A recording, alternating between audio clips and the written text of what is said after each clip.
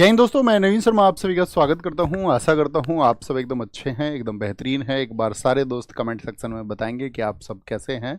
बहुत अच्छा लगता है साथ ही जब आप अपनी संवेदनाएं या भावनाएं हम तक पहुंचाते हैं और ये लिख करके पहुंचाते हैं कि हाँ आप एकदम अच्छे हैं। स्थितियां चाहे जो भी हों या आप अभी किसी भी तरह के माहौल में हो, चाहे आर्थिक स्थिति अभी अच्छी ना हो, लेकिन आपके अंदर एक जज्बा और जुनून साथी जरूर होगा। जो भविष्य के अपने निर्माण को लेकर के आपने योजनाएं बना रखी होंगी, उन पर आप खरे उतरते होंगे और हर रोज खरे उतरते होंगे और एक दिन वो मुस्कुराहटें साथी आएंगी।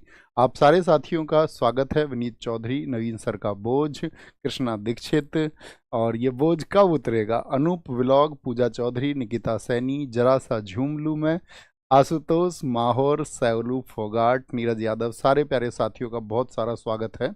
और दोस्त, आज हम एक नया टॉपिक शुरू कर रहे हैं जिसका नाम है 1857 की क्रांति, यानी कि रिवॉल्यूशन ऑफ 1857। यहाँ पर दो कक्षाएं साथी हमको पढ़नी पड़ेंगी। 1857 का संग्राम और इस दौर में या इससे पहले जो कृषक आंदोलन हुए, जो पीजेंट्स के आपका मूवमेंट्स हुए थे, किसानों ने जो विद्रोह किया, उसको हम कल की कक्षा में पढ़ रहे होंगे। और उसके बाद में फिर हम चलेंगे आपका जो बीच में आपका वायसराय आए, जैसे कि आपका मुख्य रूप से लिटन और रिपन को हमको पढ़ना होगा।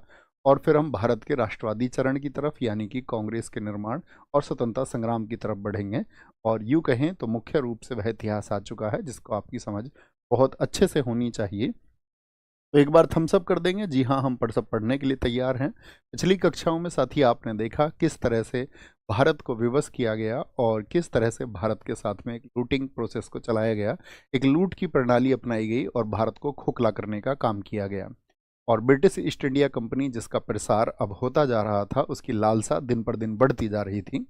अब वह और अधिक साम्राज्य विस्तार चाहते थे, अब वह और अधिक व्यापार चाहते थे, या कहें तो अधिक लूट भारत के साथ में अब वो करना चाहते थे। और उसी लूट का एक परिणाम है कि भारत में एक क्रांति हुई, जब भारतीय नरोशों के अंदर या भारतीय राजाओं के अंदर ये भय उत्पन्न हो गया और ये डर उत्पन्न हो गया कि अब उनसे उनका समस्त साम्राज्य या समस्त जो क्षेत्र है वह ईस्ट इंडिया कंपनी के द्वारा छीन लिया जाएगा। तो इस संदर्भ में जितने भी भारतीय राज्य इकट्ठे हुए या ब्रिटिश ईस्ट इंडिया कंपनी के साम्राज्यवाद जो नीति थी उसके साम्राज्यवादी नीति के खिलाफ खड़े हुए, या उनकी जितनी भी नीतियां थीं जो दोहन कर रही थी भारत का, उस सब के खिलाफ खड़े हुए। और अन्य कारण भी रहे, बहुत सारे कारण रहे, उन सभी पर हम प्रकाश डालेंगे कि वो क्या क्या कारण थे जिन्होंने 1857 की क्रांति को जन्म दिया। तो सबसे पहले हम कारणों पर चर्चा करेंगे, ठीक है। हाँ जी, एनटीपीसी एग्जाम की डेट आ चुकी है और एनटीपीसी की आपकी परीक्षा 5 जून से लेकर के 23 जून के बीच में हो। एक बार डेट लिखेंगे, जिन साथियों का एनटीपीसी का एग्जाम हो 5 से 23 के बीच में आपकी परीक्षा होगी, ठीक है। ये डेट आप सब लोगों को पता होनी चाहिए, ठीक है। ये ऑफिशियल डेट है। तो शुरू करें आज की क्लास को। थम्स अप कर दें एक बार और नोट बना करके लिखेंगे 1857 का महासंग्राम, या लिख लीजिए 1857 का विद्रोह, या 1857 की क्रांति कहें तो ज़्यादा सही शब्द हो। मतलब किन किन ने इसको क्या क्या शब्द दिए हैं वो सब जानेंगे, किस किस के क्या क्या वक्तव्य थे। रिवॉल्यूशन ऑफ 1857, 1857 की क्रांति। अंग्रेजी शासन अपनी लूट को कर रहा था, तो इसके बारे में बहुत सारे लोगों के स्टेटमेंट है। पहले तो वो स्टेटमेंट सुनिए। जैसे इसको प्रथम स्वतंत्रता संग्राम कहा है, प्रथम स्वतंत्रता संग्राम। प्रथम स्वतंत्रता संग्राम किसके द्वारा कहा गया है, आप बताइए। इसको प्रथम स्वतंत्रता संग्राम वीडी सावरकर ने कहा है। वीडी सावरकर, विनायक दामोदर सावरकर ने कहा है, वीडी सावरकर ने, ठीक है। First freedom struggle. पहले इन स्टेटमेंट्स को आप अपनी कॉपी में नोट करें और फिर चर्चा करें। फर्स्ट फ्रीडम स्ट्रगल किसने कहा है, वीडी सावरकर ने कहा है, वीडी सावरकर ने कहा है। दूसरा स्टेटमेंट जो इसका आता है वो है, ना तो ये पहला इसको माना गया है, ना पहला ना राष्ट्रीय, ना तो इसको पहला ही कहा जाएगा क्योंकि इससे पहले बहुत सारे कृषक आंदोलन हो चुके थे, ना राष्ट्रीय, और ना ही स्वतंत्रता संग्राम था ये, और ना ही स्वतंत्रता संग्राम। स्वतंत्रता संग्राम ये कथन दिया है आपका, किसने ये कथन दिया है, आपका आरसी मजूमदार।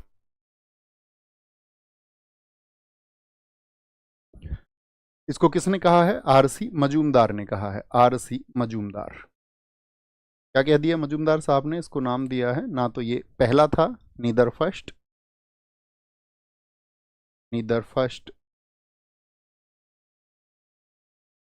नॉर नेशनल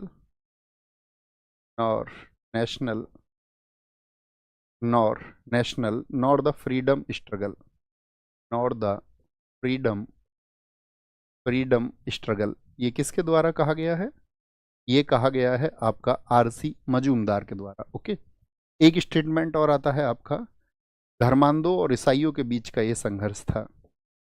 धर्मांधों और ईसाइयों के बीच एक संघर्ष, ईसाइयों के बीच संघर्ष, ये इस तरह का स्टेटमेंट दिया है आपका, यानी कि ये हो गया आपका कॉन्फ्लिक्ट्स बिटवीन रिलीजियस फैनेटिक्स, दोनों लैंग्वेज में नोट्स बनाया करें आप भी, रिलीजियस फैनेटिक्स एंड क्रिश्चियंस। एक ब्रिटिश इतिहासकार हुए जिसका नाम है L.E.R. रीस, लेना आप L.E.R. रीस ने ये कहा है। एक स्टेटमेंट आता है, यह सभ्यता और बर्बरता के बीच युद्ध था। इन सभी स्टेटमेंट्स पर गौर देना। यह सभ्यता बहुत पूछे जाते हैं परीक्षा में, किसने कहा था? सभ्यता और बर्बरता के बीच एक युद्ध या संघर्ष था। ये किसने कहा है? संघर्ष था, यानी कि इसको हम कह सकते हैं स्ट्रगल बिटवीन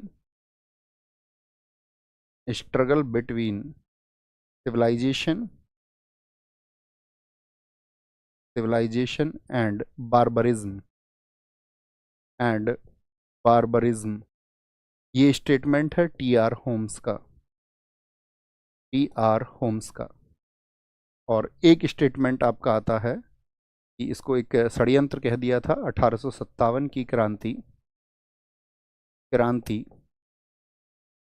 क्रांति एक षड्यंत्र थी, यानी हम कह सकते हैं revolution of 1857, the revolution was a conspiracy. ये स्टेटमेंट दिया है आपका आउटरम टेलर ने। आउटरम टेलर को आपने पढ़ा था, बताइए आउटरम टेलर कहाँ पर आपने पढ़ा है? हमने आपको बताया था जब अवध पर माल एडमिनिस्ट्रेशन के एलिगेशंस लगाए गए थे, तभी वहां पर सिलीमैन की तबीयत खराब होने के बाद में जब उसने अपना इस्तीफा दे दिया तो उसके बाद में आउटरम को रिपोर्ट के लिए चयनित किया गया था। ओके, तो यहां पर बताएं, एक बार इन स्टेटमेंट को देखें। तो वी.डी. सावरकर ने इसको कहा प्रथम स्वतंत्रता संग्राम, और वी.डी. सावरकर ने और भी अन्य बातों पर प्रकाश डाला, जिनमें से प्रमुख थी, वी.डी. सावरकर ने कहा है कि उस समय के जो ब्रिटिश अधिकारी थे और जो भारतीय सेना थी, अगर मैं आपको बताऊं इस समय 1857 की क्रांति के समय पर भारत की सेना कैसे थी, तो भारतीय सैनिकों को ये भर्ती करते थे निचले पदों पर, यस और नो? तो जो इंडियन सोल्जर्स थे उनकी संख्या थी आपका 2,25,000, वैसे तो 2,23,000 थी, लेकिन 2.25 लाख एक हम मोटे तौर पर आइडिया ले सकते हैं। और जो ब्रिटिश सोल्जर्स थे यहाँ पर, जो ब्रिटिश सैनिक थे उनकी संख्या थी 45,000। रूल यही लोग कर रहे थे, और भारतीय सैनिक इनमें ज़्यादा होते थे, लेकिन निम्न पदों पर होते थे, निचले पदों पर होते थे।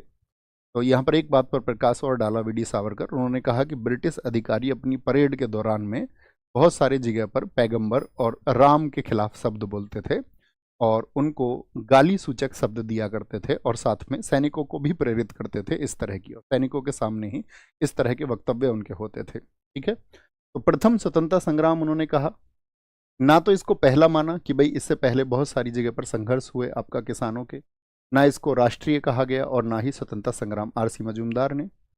यहाँ पर ये जो आपका L.E.R. रीस कहता है धर्मांधों और ईसाइयों के बीच संघर्ष, धर्मांध इसने किसको कहा? धर्म का अंधा होना, इस बात का क्या मतलब होता है?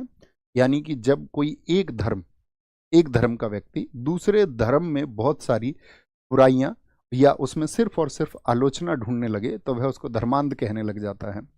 तो ये धर्मांध किसको कह रहे थे? उस समय भारत में जो हिंदू और मुसलमान थे उनको ये बोल रहे थे धर्मांध। और ईसाई, मैंने आपको कहा, इनके ऊपर मैंने कल आपको एक थ्योरी बताई थी, उस थ्योरी का क्या नाम है? वाइट मैन्स बर्डन, सफ़ेद व्यक्ति का बोझ। ये खुद को ज़्यादा सभ्य समझते थे और ये मानते थे कि ये जो हिंदू और मुसलमान इस देश में हैं ये सभ्य प्रजाति नहीं है। यह सभ्यता और बर्बरता, तो सभ्य खुद को मान रहे हैं और बर्बर किसको कह रहे हैं? जो अपने हितों के लिए आवाज उठा रहे हैं, यानी कि जिनका शोषण अब तक ये कर रहे थे, यदि उन्होंने अपने हितों के लिए आवाज उठा दी तो उनको कहा गया फिर यहाँ पर आपका सभी को कि वो लोग बर्बर जाति हैं। 1857 की क्रांति एक षड्यंत्र थी और मुस्लिमों का एक षड्यंत्र इसको बताया गया आपका आउटरम टेलर के द्वारा कि यहाँ के जो मुसलमान हैं वो एकजुट होकर के इस षड्यंत्र को बढ़ा रहे हैं। इस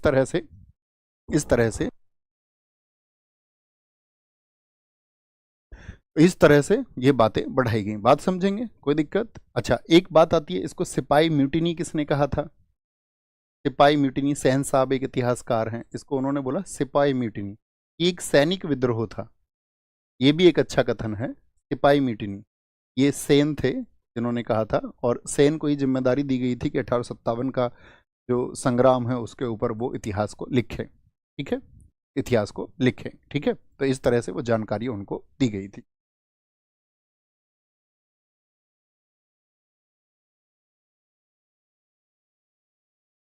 कोई दिक्कत? इतनी बात समझे? इतनी बात समझ में आई कि उस तरह का माइंडसेट क्या था। अंग्रेजी सरकार की लूट से आप परिचित हैं, बहुत अच्छे से परिचित हैं। आगे वो घटनाक्रम हम शुरू करेंगे कि वो क्या कारण थे। तो आप लिखना रीजंस क्या थे 1857 की क्रांति के कारण, कारण अर्थात उसके रीजंस, रीजंस। तो बहुत सारे कारण रहे, उनमें से जो प्रमुख कारण है पहले, सबसे पहले उन पर प्रकाश डालेंगे हम। सबसे प्रमुख कारण था एक तो आपका आर्थिक कारण। सबसे पहला है इकोनॉमिक रीजन, आर्थिक कारण। आर्थिक कारण ये परीक्षाओं में अपने शब्दों में पूछे जाते हैं। इकोनॉमिक रीजंस, इकोनॉमिक रीजंस क्या थे? इकोनॉमिक रीजंस में लिखना पहली चीज, जो पहला बिंदु है, पहला बिंदु लिखना कि भारत के व्यापार और उद्योग धंधे, भारत के व्यापार और उद्योग धंधों को, उद्योग या उद्योगों को ईस्ट इंडिया कंपनी ने नष्ट कर दिया था, नष्ट कर दिया था, नष्ट कर दिया था। लिखेंगे क्या? Indian business, Indian business and industries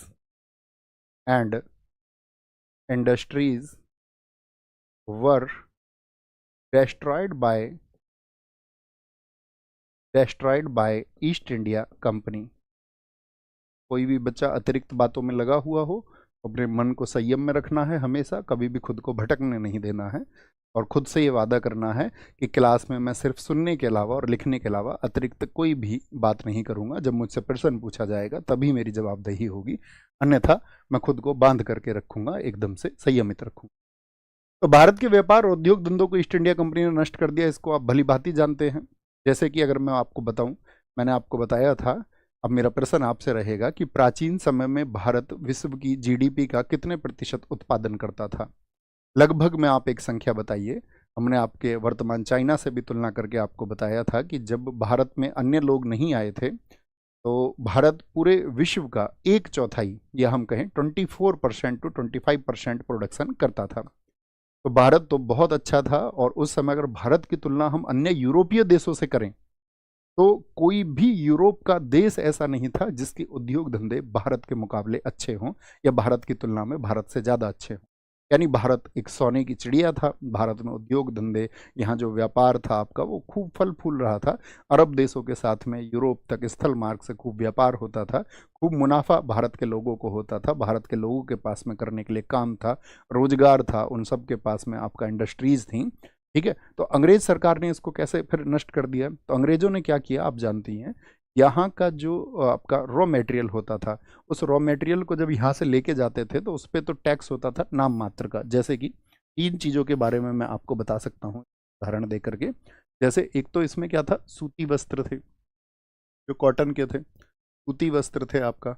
एक इसमें जो भी रेशम के बने वस्त्र होते थे, रेशम के वस्त्र होते थे आपका, ठीक है, सिल्क के जितने भी होते थे, या आपका जितना भी गर्म कपड़ा होता था, गर्म वस्त्र यानी कि जितने भी वूलन क्लोथ्स होते थे, तो इन दोनों पर तो आपका 3.5% टैक्स होता था।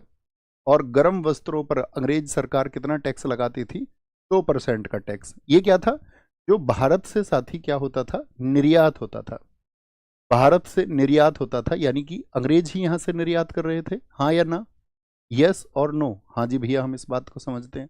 यानी यहां से तो सस्ते में लेके जाते थे, और जब ये सामान मैंने आपको बताया था ईस्ट इंडिया कंपनी के द्वारा लंदन में ब्रिटेन से होकर के जब वापस भारत में आता था, इंडिया वापस आता था, तो इन्हीं पर टैक्स क्या हो जाता था, सूती वस्त्रों पर 10%, रेशमी वस्त्रों पर आपका 20%, और गर्म वस्त्रों पर आपका इंपोर्ट टैक्स लगता था 30%।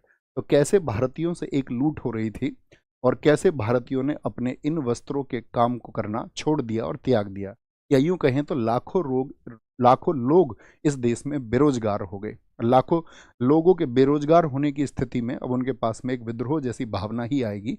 यदि आप किसी से उसका रोजगार छीन लेंगे तो फिर वो कल को विद्रोह करेगा, या उसके संसाधनों को आप छीन लेंगे तो उसके मन में आपके प्रति एक द्वेष की भावना पैदा होगी, हाँ या ना, हाँ या ना, बताएंगे सारे लोग, सारे लोग जवाब देंगे। दूसरा बात, दूसरी क्या बात थी, दूसरा था इसमें लिखना प्रशासनिक कारण, प्रशासनिक कारण। सबसे प्रमुख कारणों पर बात करेंगे, छोटे छोटे बहुत सारे कारण हैं। प्रशासनिक कारण यानी कि एडमिनिस्ट्रेटिव रीजन्स क्या थे, एडमिन रीजन्स या एडमिनिस्ट्रेटिव रीजन्स, एडमिनिस्ट्रेटिव रीजन्स क्या क्या थे। एडमिनिस्ट्रेटिव रीजन्स जो थे उसमें प्रमुख था आपका नंबर 1 लिखना, जितने भी भारत के जागीरदार थे उनसे इन लोगों ने क्या कर लिया था, व्यवस्थाएं छीन ली थी। जागीरदारों, आप जानते किसानों को भूमि का मालिक बना दिया गया था। जो तालुके होते थे, गांव होते थे, उनमें जो मुखिया होते थे, ठीक है, उनके बहुत जगह अधिकार छीन लिए गए। राजवंशों में आप जानती हैं इन लोगों ने रेजिडेंट बिठा दिए, राजवंशों के विशेषाधिकारों को हटा देना, तो वो एक वर्ग भी क्या हो गया, इनके खिलाफ हो गया, विशेषाधिकारों को हटा देना, ये भी एक प्रमुख कारण बना। Removal of privileges of jagirdar, talukdar and dynasties, removal of समझ रहे हैं ना दोस्त। हाँ भैया, एक एक वर्ग देखेंगे आप, एक तो मजदूरों का वर्ग इन्होंने खिलाफ कर दिया यहाँ पर, और अभी जागीरदारों का, privileges of jagirdars, jagirdars, talukdars, talukdars and dynasties, dynasties, राजवंशों के अधिकारों को जब इन्होंने छीना, ठीक है, एक कारण तो ये हुआ प्रशासनिक कारण। दूसरा, हमारे यहाँ के लोग फारसी भाषा को जानते थे। मैंने कहा हमारे यहाँ पर जो भाषा चलती थी उस समय पर, जैसे आपका भारत में आपका दिल्ली सल्तनत रही मुख्य स्थानों पर, आपका फिर बाद में मुगलों का एम्पायर बहुत बड़ा हो गया, तो मुगलों की भाषा कौन सी थी, जरा आंसर करें, मुगलों की भाषा कौन सी थी, तो सबका आंसर आएगा फारसी। तो उस समय पर भारत में क्या था, जगह जगह पर एक तो संस्कृत, अरबी और फारसी, ये 3 भाषाएं ऐसी थी जो प्रचलन में थी। और अंग्रेजों ने क्या बोल दिया, जब मैकाले आया, हमने कल आपको बताया, मैकाले ने क्या कर दिया, या आपका जो कोर्ट की भाषा थी उसको बदल करके बेंटिक के समय पर क्या कर दिया गया आपका, तो उन सबको बदल करके आपका कर दिया गया भैया अंग्रेजी। तो जो जनमानस था उसको तो वो प्रोसेस समझ में नहीं आया, उसकी अंग्रेजी भाषा पर कोई ऐसी पकड़ ही नहीं थी, तो इससे भी एक विद्रोह हुआ। ये भी एक प्रशासनिक कारण माना जाता है। फारसी भाषा के स्थान पर, फारसी भाषा के स्थान पर अंग्रेजी भाषा, स्थान पर अंग्रेजी भाषा, अंग्रेजी भाषा, English language, English language instead of Persian, instead of Persian, यानी पर्शियन भाषा की जगह इन्होंने, तो एक विद्रोह पैदा होगा या नहीं होगा, हाँ या ना, आप बताइए, एक विद्रोह पैदा होगा या ना होगा। आप कहेंगे हाँ जी, बहुत बढ़िया, बहुत अच्छा समझ रहे हैं स्टूडेंट, एकदम सही जवाब आपने दिया है जी भैया। एक लैंग्वेज भी एक रीजन रहा। तीसरा, तीसरा सबसे प्रमुख कारण था धार्मिक और सामाजिक कारण, धार्मिक और सामाजिक कारण, 1857 की क्रांति हम पढ़ रहे हैं। उसके धार्मिक और सामाजिक कारण क्या थे? Religious and social reasons, religious and social social reasons क्या थे?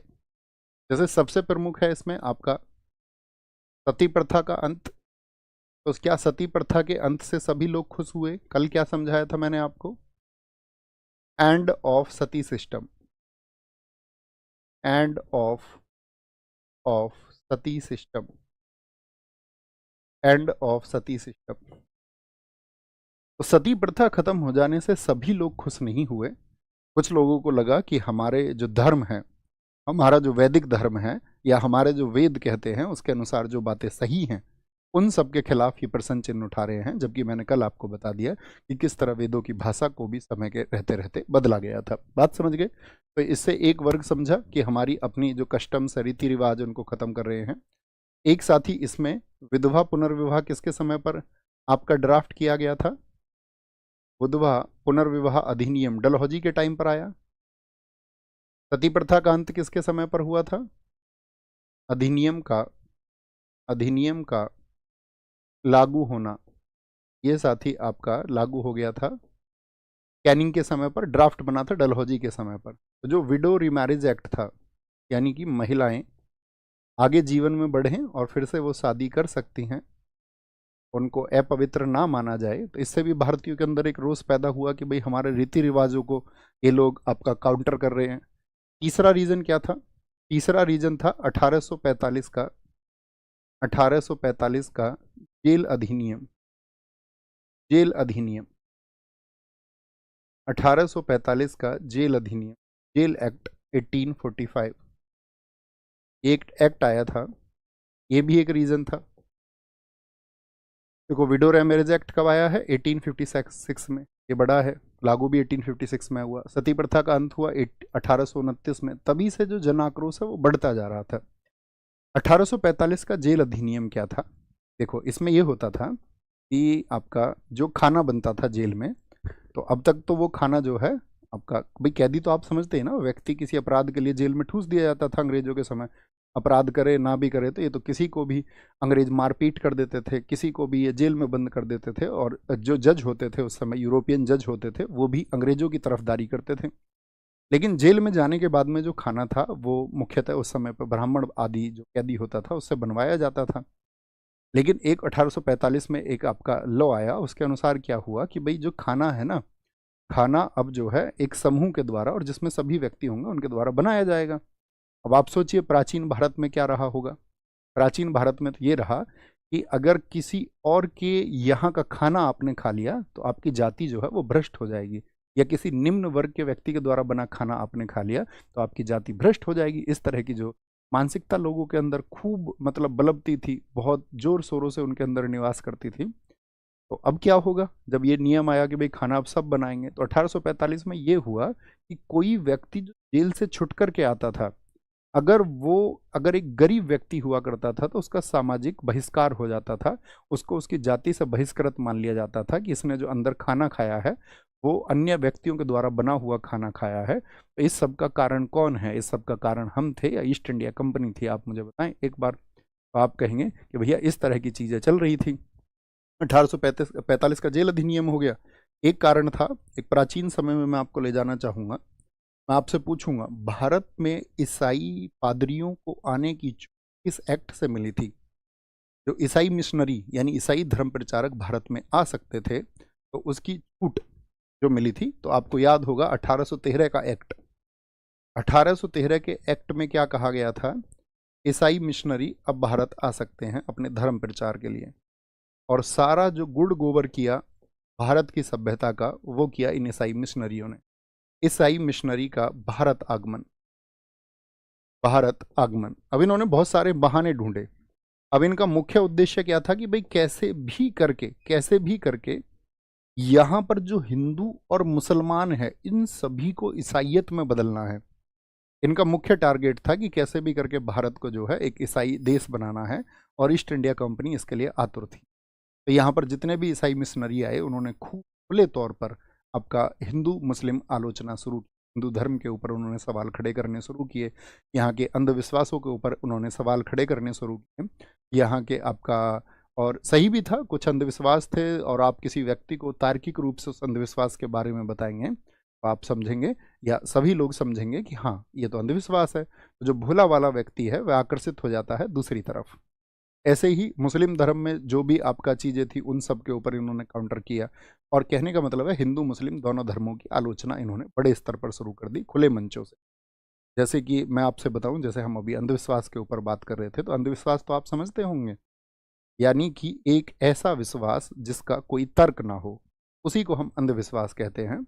जैसे मैं एक रिपोर्ट पढ़ रहा था, मैं आपको बताऊं, तो उस रिपोर्ट में मैंने पढ़ा कि जो भारत में, या WHO के अनुसार, पहले रिपोर्ट पर हमने जब डाटा पढ़ा तो WHO के अनुसार ये था कि पूरी दुनिया में लगभग 1.25 लाख के करीब लोग ऐसे हैं जो सांप के काटने से जिनकी मौत हुई पिछले वर्षों में।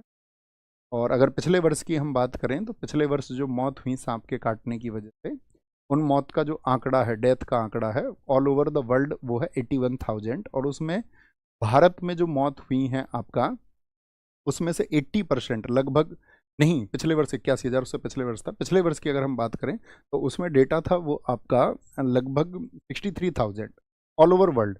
लेकिन उसमें से 80% यानी 50,000 के आसपास मौत भारत में पिछले वर्षों में। अब भारत में जो सांप के काटने की वजह से मौत होती है उसका सबसे बड़ा रीजन आप क्या समझते हैं? तो आप समझेंगे कि सबसे बड़ा रीजन है उसमें कि लोग आज भी इस मानसिकता के शिकार हैं कि जिसको सांप ने काट लिया है उसको किसी सपेरे के पास ले जाओ। अभी तो हालांकि लोग थोड़े से अवेयर हुए हैं, बहुत जगह मेडिकल फैसिलिटीज़ हैं तो लोग अस्पताल ले जाते हैं, नहीं तो कहाँ ले जाते हैं, किसी बाबा के पास ले जाते हैं, किसी सपेरे के पास ले जाते हैं कि वो इसको दूर कर देंगे।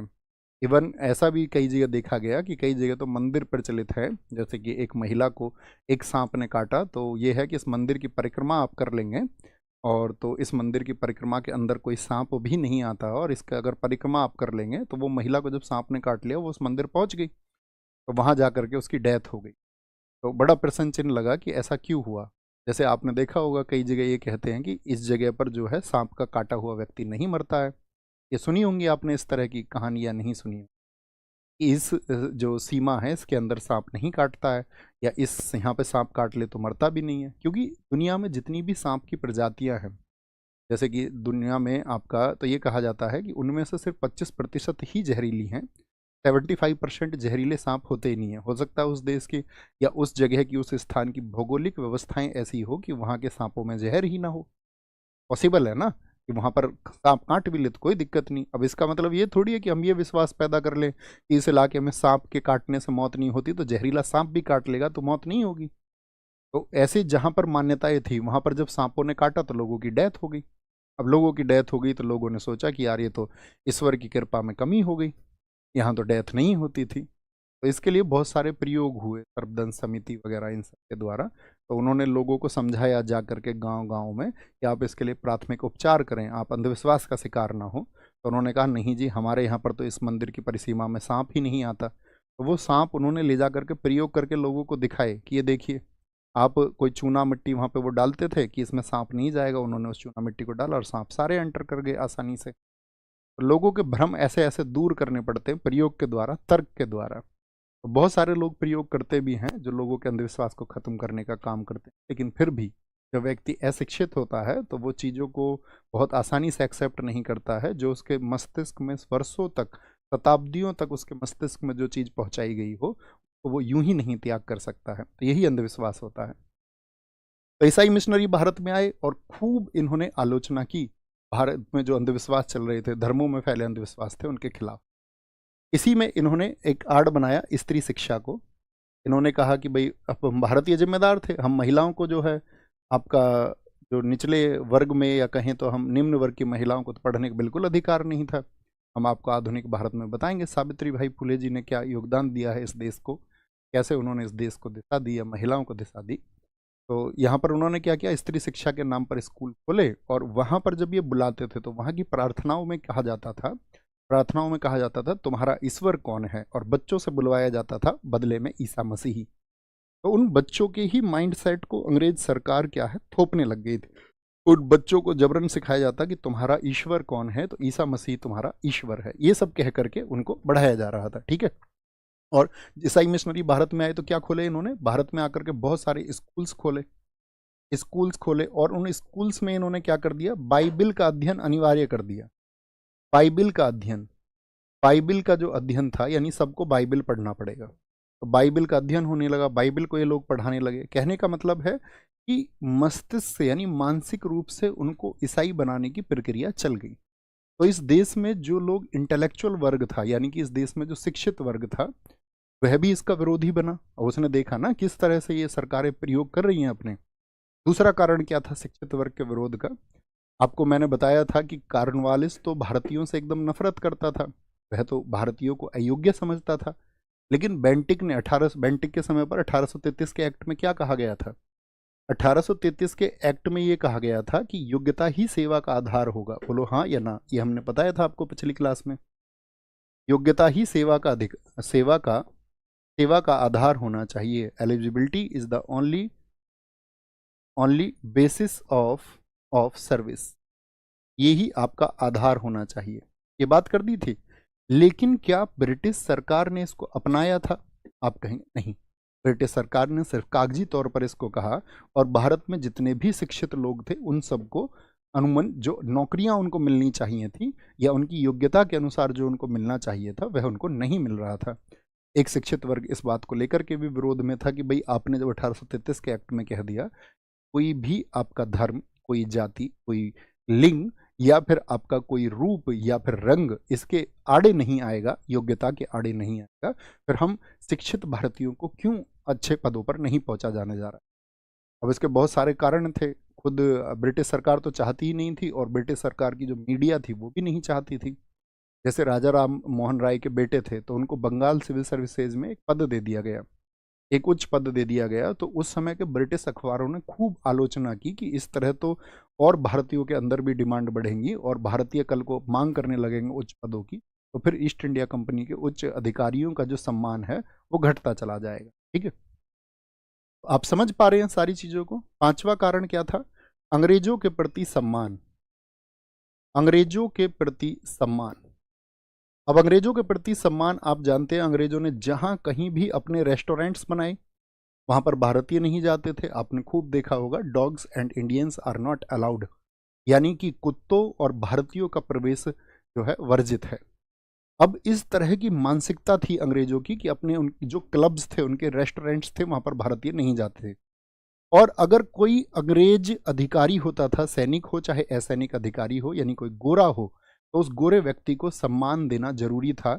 आप चाहे अपनी गाड़ी में जा रहे हो, चाहे आप अपनी बाइक पे, साइकिल पे जा रहे हो या बैलगाड़ी में जा रहे हो, अंग्रेज अधिकारी यदि आपके सामने आ गया तो आपको उतर के उसको झुक के सम्मान देना होता था। और अगर आप सम्मान नहीं देते थे तो अंग्रेज अधिकारी खूब मारपीट करते थे। और कई बार तो ऐसे उदाहरण देखे गए कि हमारे देश के नागरिकों को पीट पीट करके मार दिया गया, और बाद में जब उन्होंने न्याय की गुहार लगाई तो उस न्याय की गुहार में उनकी कोई सुनवाई नहीं। ये हाल हमारा रहा। तो ये धार्मिक और सामाजिक कारण रहे। ठीक है, समझ पाए, थम्स अप करके मुझे बताएं। अब हालात समझना, इन अंग्रेजों ने भारतीयों के अंदर जो बीज बोया है, या बोले जिस तरह से उन्होंने प्रयास किए हैं, तो किस तरह से वो भारत को खोखला कर रहे थे वर्षों वर्षों तक। ठीक है, आप साथी अगर मैं बात करूं तो साधारणतः आप इन चीज़ों को नहीं पढ़ते होंगे, लेकिन ये हम लोगों के पढ़ने के लिए बहुत ज़रूरी है ताकि हम समझ पाएं। हमको सिर्फ नहीं समझना है कि उनके शासनकाल में क्या क्या प्रयोग हुए। राजनीतिक कारण, पॉलिटिकल रीजंस क्या थे, राजनीतिक कारण, राजनीतिक कारण, और आपकी आत्मा क्षुब्ध हो उठेगी अगर आप एक सच्चे भारतीय हैं तो आप उस दर्द को समझ रहे होंगे। Political political reasons, political reasons क्या थे, एक तो आप जानते ही हैं वेलेजली की सहायक संधि।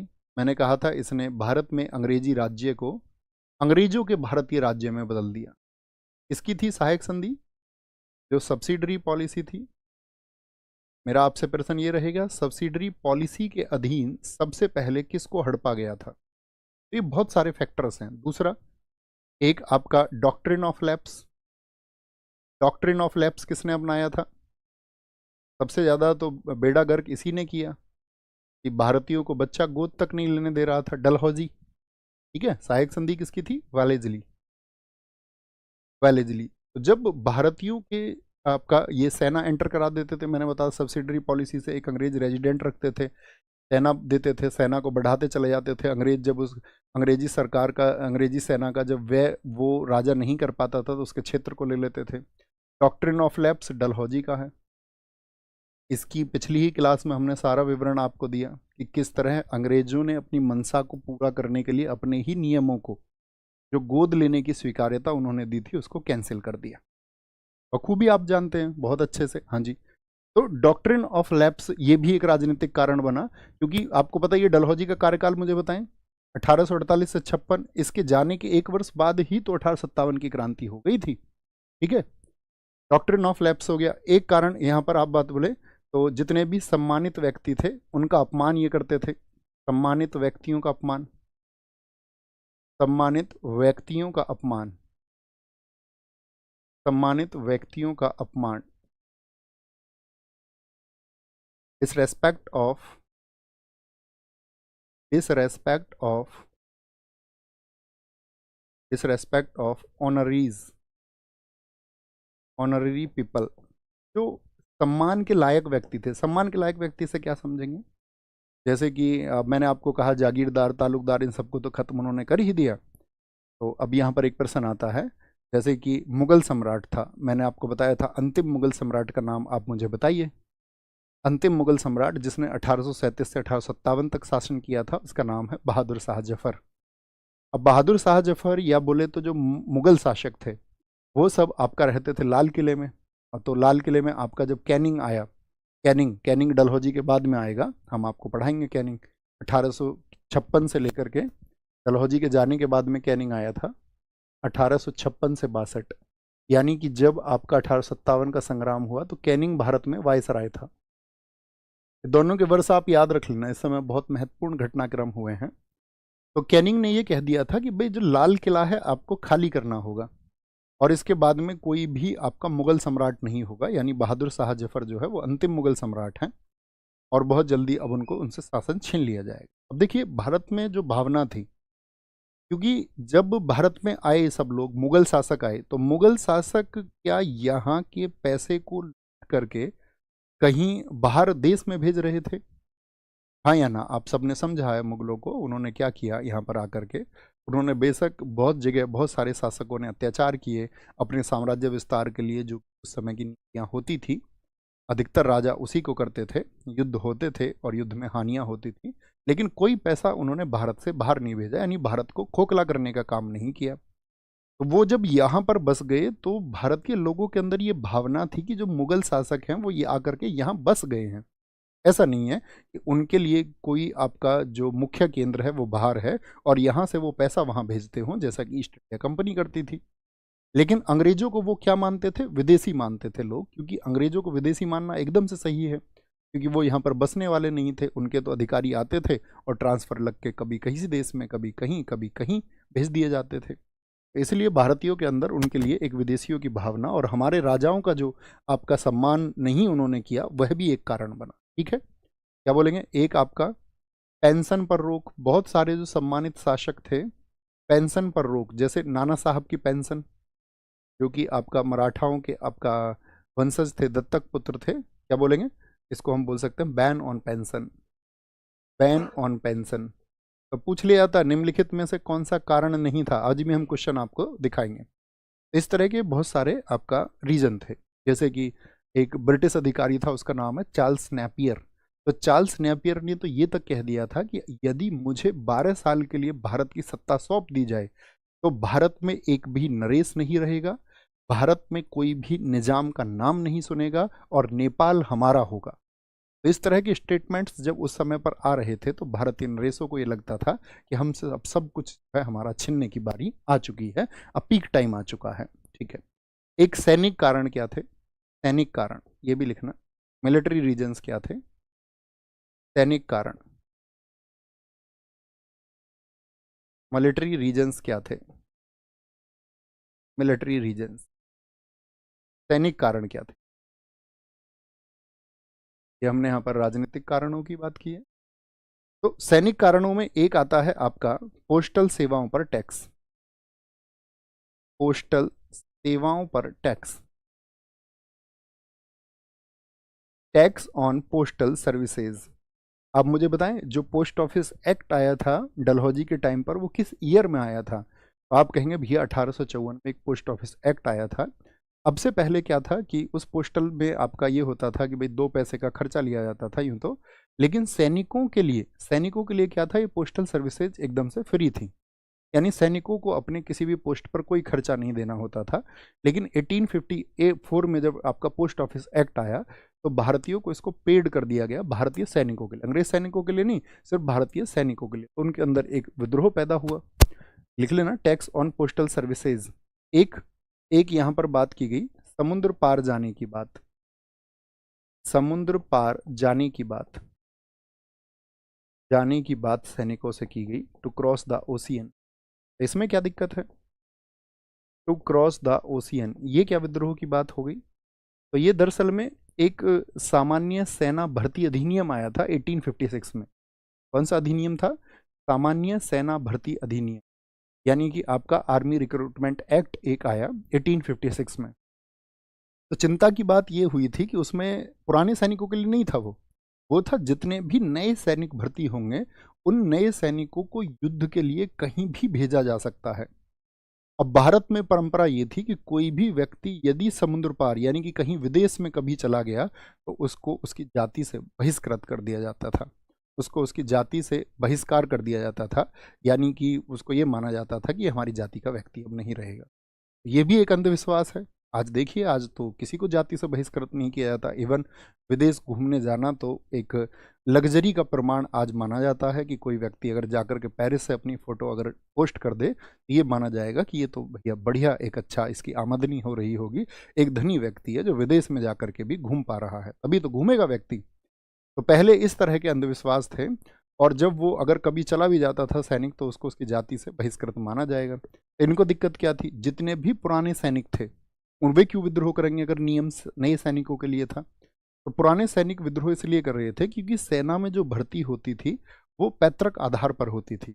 यानी जो सेना में है कल को उनका बच्चा होगा, तो उन्होंने देखा कि भाई हमारा बच्चा कल को सेना में भर्ती होगा, कल को उसको ये विदेश भेजेंगे, विदेश से आएगा तो हमारे बच्चे का जो है सामाजिक बहिष्कार हो जाएगा। तो इसीलिए वो सब क्या बोलेंगे, आपका उसका विरोध करने लग गए। तो समुद्र पार जाने की बात ये भी एक कारण बन गया, याद रखना, कि हमारे बच्चों की जाति कहीं ना खो जाए।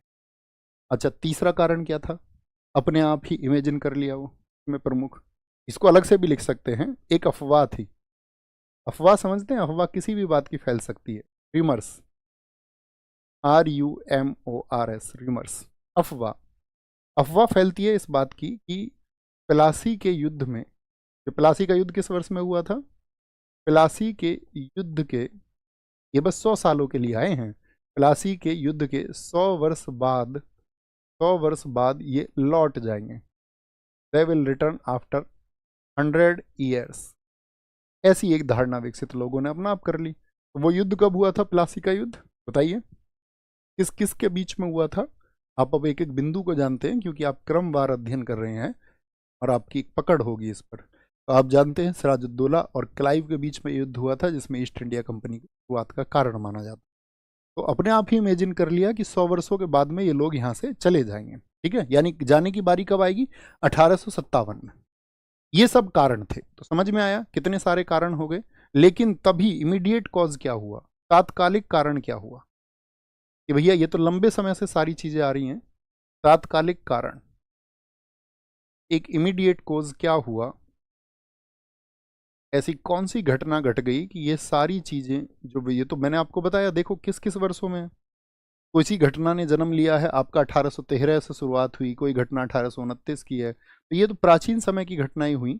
अभी 1857 में एकदम से इंटेंस क्या हो गया? तो एक तो 1757 के 100 वर्ष पूरे हो रहे हैं, और एक तात्कालिक कारण था। तात्कालिक कारण जो सबसे प्रमुख माना जाता है, जो कारतूस थे, कारतूस। अगर हम आपको भी बताएंगे, कारतूस भी छोड़िए, कहानी बताता हूँ मैं आपको। जो आर्मी का इनका हेडक्वार्टर हुआ करता था वो कुछ ही जगह थे इनके, जैसे एक जगह दमदम भी थी, डमडम जिसको कहा जाता है।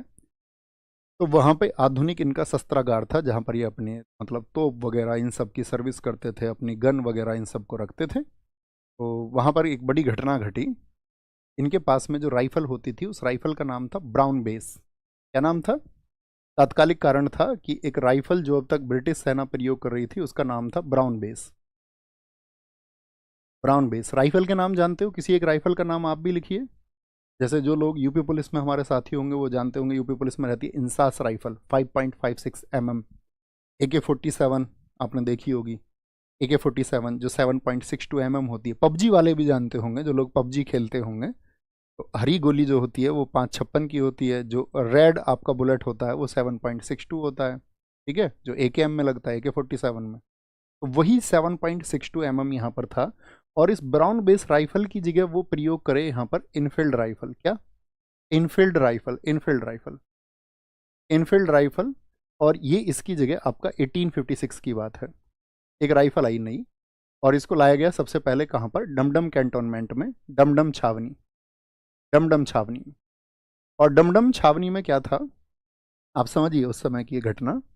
तो एक आपका वहाँ पर एक सैनिक था, ये कहा जाता है कि उच्च जाति का एक सैनिक था, वो अपने लोटे में पानी लेकर के जा रहा था। तथाकथित उच्च जाति, उच्च और नीच कुछ नहीं होता है, उच्च और निम्न कुछ नहीं होता। अगर व्यक्ति आपके मन में कोई बात घर कर गई है और उसने अपने मन में ये है कि नहीं मैं तो इस व्यवस्था को मानूंगा ही, तो उसके लिए सब कुछ है। और अगर कोई मनुष्यत्व यानी कि मानवता के भाव अपने अंदर रखता होगा तो उसके लिए कोई चीज़ एग्जिस्ट नहीं करती। तो कहते उच्च जाति का कोई सैनिक था, उसके हाथ में पानी का एक लोटा था। अब वहीं पर एक खलासी का काम करता था इस डमडम छावनी में, उससे पीने को पानी मांगा उसने।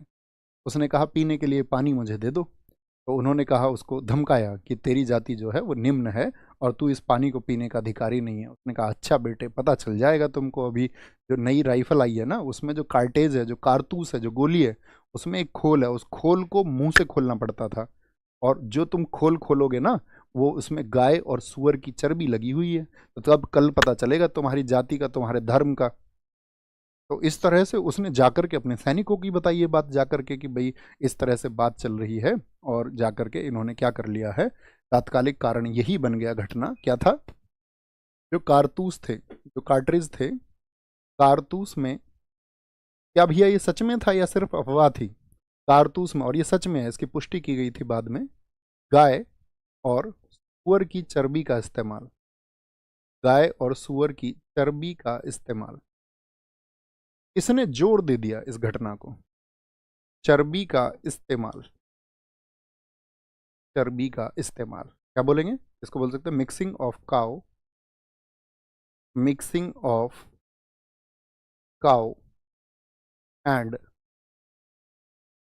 Pig fat in, pig fat in cartridge, cartridge, cartridge का मतलब कार्टेज में।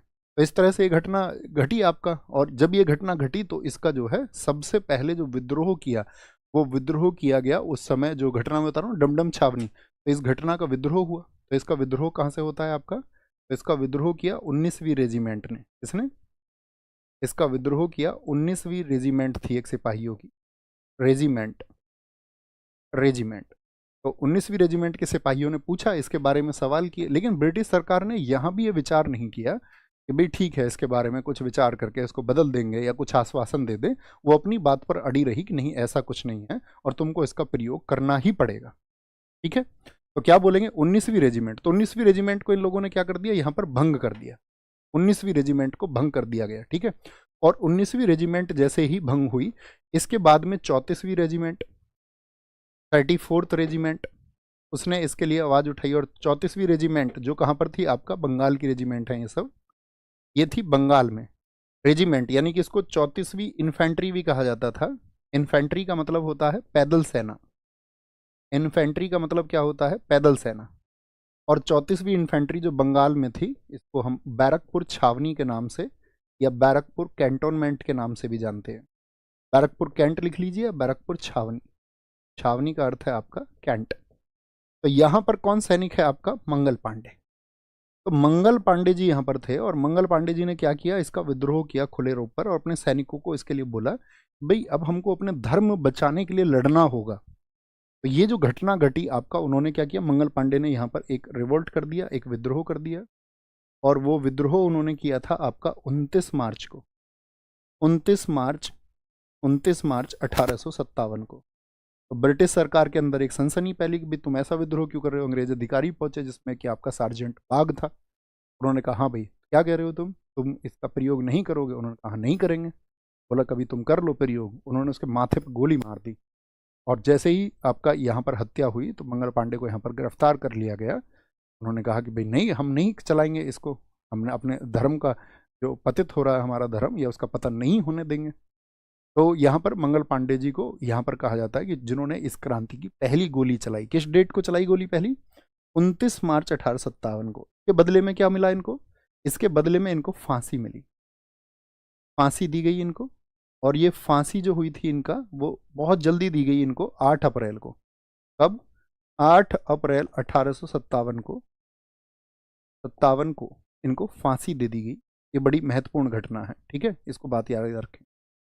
अच्छा, इसके बाद में सभी छावनियों में खबर पहुंचने लग गई कि भैया उस कैंट में ये हुआ है। बहुत सारे कैंट में क्या है, विद्रोह होने लग गया और बहुत सारी छावनियों ने इसका विद्रोह किया। जैसे 24 अप्रैल को ये खबर पहुंची आपका, 24 अप्रैल 1857, 24 अप्रैल 1857, 24 अप्रैल 1857 को ये खबर पहुंचती है आपका मेरठ कैंट में, मेरठ छावनी। सारे साथी बताएं मेरठ किस प्रदेश में स्थित है? बाहर वाले बच्चों को पता होना चाहिए जो के अतिरिक्त हैं कि मेरठ आपका हमारे उत्तर प्रदेश में स्थित है और पश्चिमी उत्तर प्रदेश में एक प्रमुख जिला है। पहले शिक्षा की दृष्टि में आपका या बलिदान की दृष्टि में मैंने आपको बताया भी था, जब आपका तैमूर लंग आया तो तैमूर लंग को भी अपनी सेनाएं यहाँ से मोड़नी पड़ी थी। तो 24 अप्रैल 1857 को यहाँ पर क्या हुआ, यहाँ पर भी एक कैवलरी थी, घुड़सवार सेना थी जिसमें 90 सैनिक थे। 90 सैनिकों में से 85 सैनिकों ने, 90 में से जो 85 सोल्जर्स थे उन्होंने इसका बंदूक का प्रयोग करने से मना कर दिया। और इन सब का इन लोगों ने क्या बोला? इन 85 सैनिकों का हुआ कोर्ट मार्शल। कोर्ट मार्शल का मतलब इनके शरीर से वर्दी उतारी गई, इन सभी को 10 वर्ष की सजा सुनाई गई, 10 वर्ष की सजा। और कहाँ बंद कर दिया गया इन सबको? मेरठ जेल में 10 वर्ष की सजा सुना। इन सभी सैनिकों को नंगा किया गया, उनके वस्त्र उतारे गए और अंग्रेज अधिकारियों ने वहां खड़े होकर के उनकी खूब खिल्ली उड़ाई, खूब खूब उनके साथ हंसी मजाक किया उनके नग्न हालात को देख करके। अपराध क्या है? अपराध है कि अपने धर्म के लिए वो सिर्फ इतना कह रहे थे कि भाई हम इसका प्रयोग नहीं करेंगे। सैन्य सेवाएं तो वो ईस्ट इंडिया कंपनी को दे ही रहे थे। तो यहाँ पर सैनिकों के अंदर एक विचार पैदा हुआ कि हम जिन अंग्रेजों के लिए लड़े हैं, जिन अंग्रेजों के लिए हमने अपने भारतीय राजाओं को हराया, आखिर में हमें मिला क्या? यानी कि जब आप गलत पक्ष के लिए सरेंडर कर देते हैं, चाहे आप रोटी के लिए कर दें, एक समय पर तो इन्होंने अपने भोजन आदि की व्यवस्था के लिए ही तो ईस्ट इंडिया कंपनी का साथ दिया। गरीब लोग थे और उस समय जब उनके रोजगार अंग्रेज सरकार ने छीन लिए तो उनके पास विकल्प नहीं होते थे रोजगार के बहुत ज़्यादा। तो बहुत सारे लोग ठीक है सेवाएं दे देते थे, अपनी सैनिक सेवाएं, लेकिन उनको पता नहीं था कि एक दिन इन सेवाओं के बदले में ब्रिटिश सरकार हमारे साथ में ये करेगी। ठीक है, तो यहाँ पर ये घटनाएं घटने लग गई और ये घटनाएं घटते घटते फिर आपका ये जो आपका मैंने कहा ना 24 अप्रैल को मेरठ छावनी में और इनका कोर्ट मार्शल हुआ। जो कोर्ट मार्शल हुआ था इनका, ये हुआ था 9 मई को, 9 मई को, 9 मई 1857 को। और 9 मई 1857 को जब ये कोर्ट मार्शल हुआ तो यहाँ पर फिर अगले दिन पूरे मेरठ में एक खबर फैल गई और 10 मई 1857 की डेट आ गई, जिस दिन इसको 10 मई 1857 को कहा जाता है 1857 का संग्राम शुरू हुआ। 1857 की क्रांति की प्रारंभिक तिथि इसको माना जाता है, क्योंकि अब तक कहाँ हो रहा था? सिर्फ कैंट्स में हो रहा था, सिर्फ छावनियों में हो रहा था। क्रांति की शुरुआत इसको कहा जाता है, क्रांति की शुरुआत। और 1857 की इस क्रांति का यानी कि स्टार्टिंग ऑफ 1857 रिवॉल्यूशन 1857 की क्रांति। क्यों इसको क्यों कह रहे हैं भैया? फिर हम उसको क्यों नहीं बोल रहे हैं? आपका जो आपका मंगल पांडे ने कहा किया है, तो मंगल पांडे से पहले भी हुआ आपका, तो वो दरअसल में छावनियों के विद्रोह, अब तक जनता विद्रोह नहीं कर रही है। और क्रांति तब होगी, क्रांति कहा जाता है जब बहुत बड़े समूह उसमें शामिल हो जाएं, ठीक है, तब उसको क्रांति कहेंगे। जैसे कि हमारे देश में आप जानते हैं जेपी थे, इंदिरा गांधी जी ने खूब तानाशाही की इस देश में, खूब तानाशाही की तो सब लोगों को जेल में ठूस दिया। तो भारतीय राजनीति से एक व्यक्ति ऐसे थे जो संन्यास ले चुके थे, जेपी, सक्रिय राजनीति। तो जब पटना में छात्रों ने सभा की तो उन्होंने कहा कि आपको आना होगा और हमारा नेतृत्व करना होगा। तो जब एक व्यापक समूह हो जाए जिसमें बहुत अधिक वर्ग तक वो बात पहुंच जाए और सभी वर्गों की भागीदारी उसमें हो जाए और वो लोग जुड़ करके किसी परिवर्तन के लिए आगे बढ़ना चाहें, परिवर्तन के लिए लड़ना चाहें, तब उसको क्रांति कहा जाता है। तो जेपी ने किया।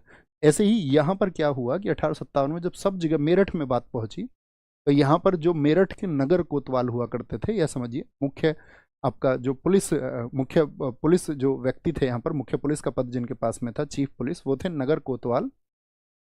नगर कोतवाल यहाँ पर थे, नगर कोतवाल यहाँ पर थे धन सिंह गुर्जर। कौन थे? बाबा धन सिंह गुर्जर यहाँ पर थे, जो कौन थे? नगर कोतवाल थे।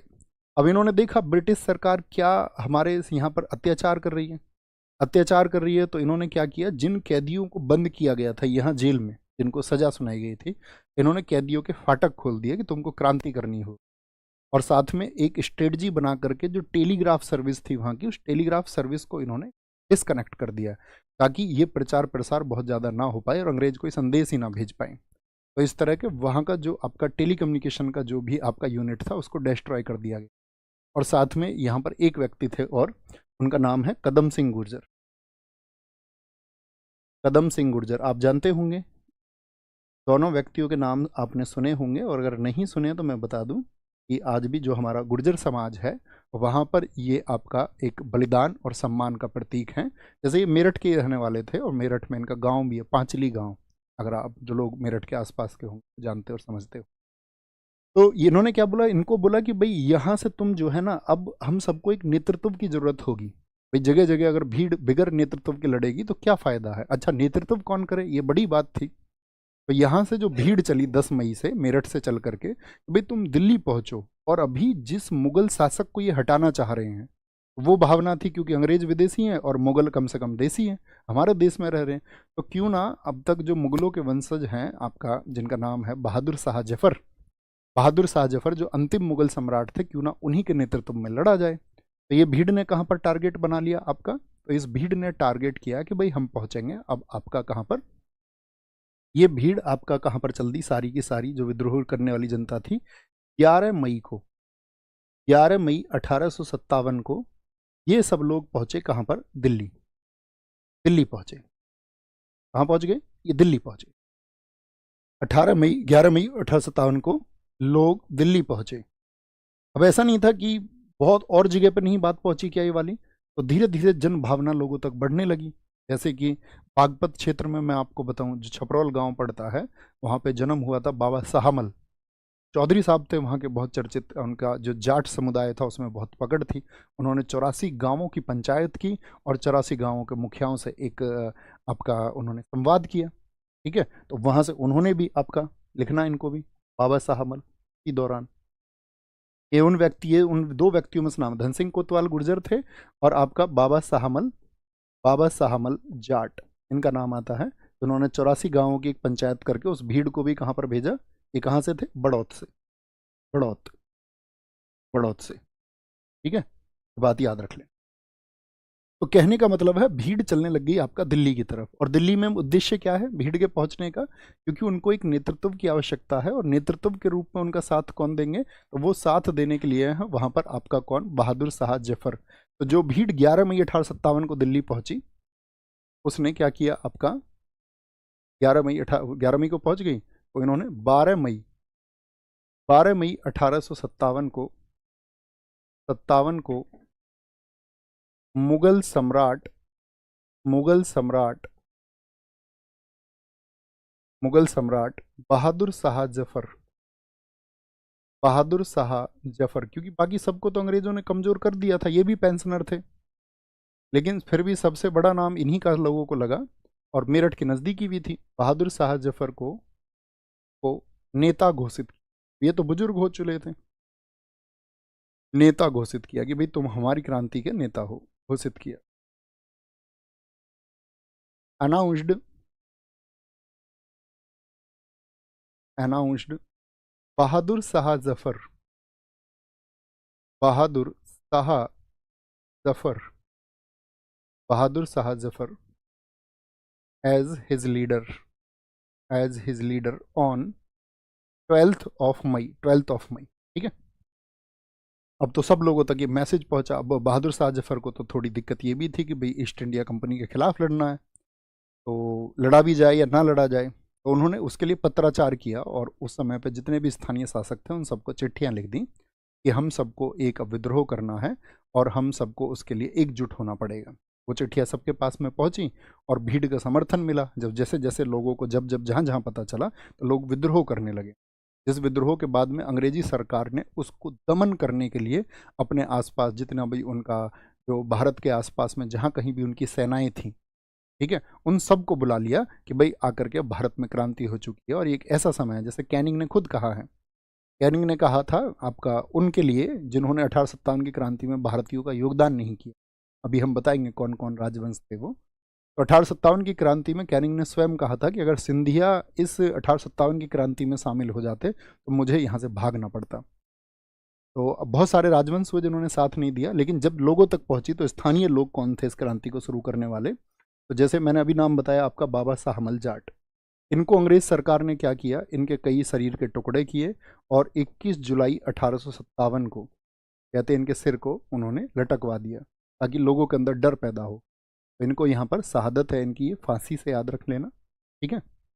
और एक व्यक्ति और थे यहाँ पर, जैसे दिल्ली का क्षेत्र है, दिल्ली के आसपास में पड़ता है आपका। जैसे दिल्ली कितने लोगों ने देखा है पहले बताओ, दिल्ली कितने लोगों ने देखा है? तो आप कहेंगे भैया उत्तर भारत में यहाँ पर दिल्ली है, और दिल्ली के आसपास में आज दिल्ली से एक क्षेत्र लगता है नोएडा, नोएडा की सीमा लगती है। तो ये जो नोएडा होता था पहले, ये आज गौतम बुद्ध नगर एक जिला है, लेकिन प्राचीन समय पे बुलंदशहर जिला हुआ करता था। और बुलंदशहर जिले में ये कमान संभाली यहाँ पर किसानों के एक नेता बने थे राव उमराव सिंह गुर्जर, जो कि यहाँ एक दादरी जगह पड़ती है, दादरी में आपका दादरी कस्बे के पास में एक गाँव है कठेड़ा, वहाँ के निवासी हैं। तो राव उमराव सिंह गुर्जर ने यहाँ पर क्या किया, किसानों का नेतृत्व किया और सारे किसानों को इकट्ठा किया, सूरजपुर, सिकंदराबाद, ठीक है, यहाँ के आसपास के सब किसानों का नेतृत्व उन्होंने किया कि हम भीड़ को जो है इकट्ठा होना होगा और जितने भी अंग्रेजों के कारखाने हैं उन सबको आपका हमको हमले से हराना होगा। जैसे कि मैंने बताया कि आपको क्या नाम बताया मैंने, राव उमराव सिंह गुर्जर, राव उमराव सिंह गुर्जर, इन्होंने भी नेतृत्व किया। ये नेता हैं 1857 की क्रांति के सब लोग, ठीक है। फिर इनको भी सार्वजनिक फांसी दी गई 17 सितंबर को। तो अंग्रेज सरकार अपना जुल्म ढा रही थी 17 सितंबर, और ये बात है 1857 की। तो इनको भी फांसी दे दी गई क्योंकि इन्होंने सिकंदराबाद में जो अंग्रेजों का आपका हेडक्वार्टर होता था, उस पर इन्होंने, हेडक्वार्टर का मतलब एक आपका क्या बोलेंगे उसको, अगर हम कहें तो मतलब केंद्र हुआ करता था अंग्रेजी सेना का, एक छोटी सी जेल भी हुआ करती थी सिकंदराबाद में। और ये बातें मैं आपको बता रहा हूँ इसलिए क्योंकि हमारी अपनी जो सिटी लगती है, मेरी जो पढ़ाई हुई है, या मैं कहूँ कि मेरी 6ठी क्लास से लेकर के 12वीं तक की जो पढ़ाई हुई है वो सिकंदराबाद कस्बे में हुए हैं। और अगर मैं कहूँ कि मैं मुझसे कोई पूछे कि आप इस पूरे भारत में किस शहर को सबसे अच्छा जानते हो सकता है आप सब उसका नाम ना जानते हो, लेकिन जिस शहर की गली गली, जिस शहर की नाली नाली को, जिस शहर की ठेली ठेली को, या जिस शहर के व्यक्तियों को, या उसके आसपास के गांवों को अगर मैं बात करूं कि मैं समझता हूं, तो वो सिकंदराबाद है, जहां पर मैं 7 साल पढ़ा हूं, ठीक है। निरंतर मैं मतलब 1 साल तो अपने भैया के साथ में गया साइकिल बैठ के, क्योंकि 6ठी क्लास में मुझे पे साइकिल चलानी नहीं आती थी। 7वीं में साइकिल मुझे मिली क्योंकि भैया के ट्यूशन रहते थे, तो वो अपना मुझे लेकर के अपने ट्यूशन में उनके साथ साथ में घूमता था। तो 7वीं में मुझ पर साइकिल चलानी आई, हालांकि बहुत छोटा बच्चा सीख लेता है। तो फिर 7वीं से लेकर के 12वीं तक साइकिल से सिकंदराबाद जाना पढ़ना, और आज तक भी मतलब उस शहर से अपना मतलब दिली जुड़ाव है। अपने लोग हैं जहाँ पर, आप जानती हो, जहाँ पर हमारी पढ़ाई लिखाई होती है, जहाँ पर हमारे अपने लोग होते हैं, दोस्त होते हैं, तो वहाँ पर आपका मतलब एक अलग लगाव होता है जहाँ पर आप चीज़ों को समझते हो, लोगों को जानते हो। तो क्या बोलेंगे जी, ये सारी बातें मैं आपको बता रहा हूँ। तो यहाँ पर क्या हुआ, आपका सिकंदराबाद में इन्होंने हमला किया, तो इसके बाद में इनको भी एक फांसी दी। तो कहने का मतलब है क्रांति जो है वो चल चुकी थी, और इसी के बाद में जो गुर्जर जाति है उसके लिए स्टेटमेंट आया अंग्रेजों का, और उन्होंने उनको कहा कि ये गुर्जर जाति जो है, अपने लेखों में उन्होंने कहा ये गुर्जर जाति आपका एक विद्रोही और खतरनाक जाति है, ऐसा कह करके उन्होंने संबोधित। तो कहने का मतलब है क्रांति की शुरुआत हो चुकी थी, और किसको लीडर अपना अपॉइंट कर लिया गया था, लीडर अपॉइंट कर लिया गया था बहादुर शाह जफर को। लेकिन जो वास्तविक कमान थी, वास्तविक जो कमान थी, वास्तविक कमान, क्योंकि ये तो बूढ़े हो चुके थे, वास्तविक कमान थी इनके कमांडर का नाम था बख्त खां। क्या नाम है कमांडर का नाम? बख्त खां। तो बख्त खां के हाथों में वो कमान थी और बख्त खां ने इसको संभाला, क्योंकि ईस्ट इंडिया कंपनी में काम भी कर चुका था बख्त खां पहले। कहने का मतलब है अंग्रेजों को ये बात पता चली तो अंग्रेजों ने अपनी सेना भेजी, और सेना भेजी तो यहाँ पर जो अंग्रेज अधिकारी आए वो कौन कौन आए, ये लिखना, फॉर सप्रेशन, दमन के लिए अंग्रेज अधिकारी, दमन के लिए अंग्रेज अधिकारी। इसकी विफलता के कारण भी हम पे बात करेंगे बाद में, पहले इसको समझ। दमन के लिए अंग्रेज अधिकारी, अंग्रेज अधिकारी, दमन के लिए अंग्रेज अधिकारी। अंग्रेज अधिकारी कौन कौन से थे? एक तो निकोलसन था जो मारा गया, निकोलसन और हडसन, ये बहुत पूछे जाते हैं भैया। एक तो नेतृत्व किसने किया, और दमन के लिए जो अधिकारी थे हडसन, निकोलसन और हडसन। इसमें क्या हो गया था, निकोलसन मारा गया, हीड के द्वारा निकोलसन को मारा गया, ठीक है। फॉर सप्रेशन, फॉर, या लिख लीजिए रेबलियंस आर, क्योंकि ये दमन हो ही गया था, ये लिखना, रेबलियंस विद्रोही, rebellions were suppressed by, were suppressed by, suppressed by Nicholson and Hudson. कौन मारा गया? निकोलसन मारा गया, निकोलसन मारा गया। अच्छा, अब यहाँ पर क्या हुआ कि जैसे ही पता चला कि भाई अंग्रेज सरकारों की जो घेराबंदी है वो शुरू हो गई है, ईस्ट इंडिया कंपनी ने अपना घेरा डाल दिया, तो जो बहादुर शाह जफर था, तो बहादुर शाह जफर यहाँ पर क्या करता है, बहादुर शाह जफर को समझ में आ गया कि यार ये तो गड़बड़ हो गई, क्रांति क्या, ये तो हम मारे गए। बहादुर शाह जफर यहाँ से भाग गया। बहादुर शाह जफर ने क्या सोचा कि भाई यहाँ से निकल के लाल किले से, लाल किले में रहता था, तो कहाँ चला गया बहादुर शाह जफर? रेड फोर्ट से, लाल किले से हुमायूं के मकबरे में, जो कि दिल्ली में ही था। चुपचाप जामा मस्जिद से होकर के, यही कहा जाता है कि पहले जामा मस्जिद गया, और इसके पास में जो सबसे कीमती चीज़ बताते हैं उस समय पे बहादुर शाह जफर के पास में हुआ करती थी, वो कहते हैं कि एक सीसी में जो इसकी नियामत थी वो इसने जामा मस्जिद में दे दी, और कहते हैं उसमें पैगंबर मोहम्मद का कोई बाल रखा हुआ था, उसमें उनका बाल था, तो इसकी प्रिय चीज़ उसको माना जाता है। वहाँ से होते हुए ये गया आपका कहाँ पर, हुमायूं का मकबरा, हुमायूं का मकबरा। और बख्त खान ने इससे कहा था कि भाई तुमको जाना होगा अभी दोआब में, दोआब का मतलब गंगा जमुना के बीच में जो भूमि है वहाँ पर अभी लोग जो हैं वो इकट्ठे होंगे, वो कल को तुम्हें संरक्षित करेंगे, तो यहाँ से निकल के वहाँ जाओ। लेकिन इसके कुछ लोगों ने इससे कहा कि नहीं, तुमको यहीं बने रहना है और यहीं पर तुम्हारी स्थिति जो है वो सुरक्षित है, और उन्हीं लोगों ने इसकी सूचना दे दी ईस्ट इंडिया कंपनी। अंग्रेज अधिकारी यहाँ पर आए और कहते हैं कि इतनी हालात ख़राब किया उन्होंने, बहादुर शाह जफर को उन्होंने पीटा, मारा।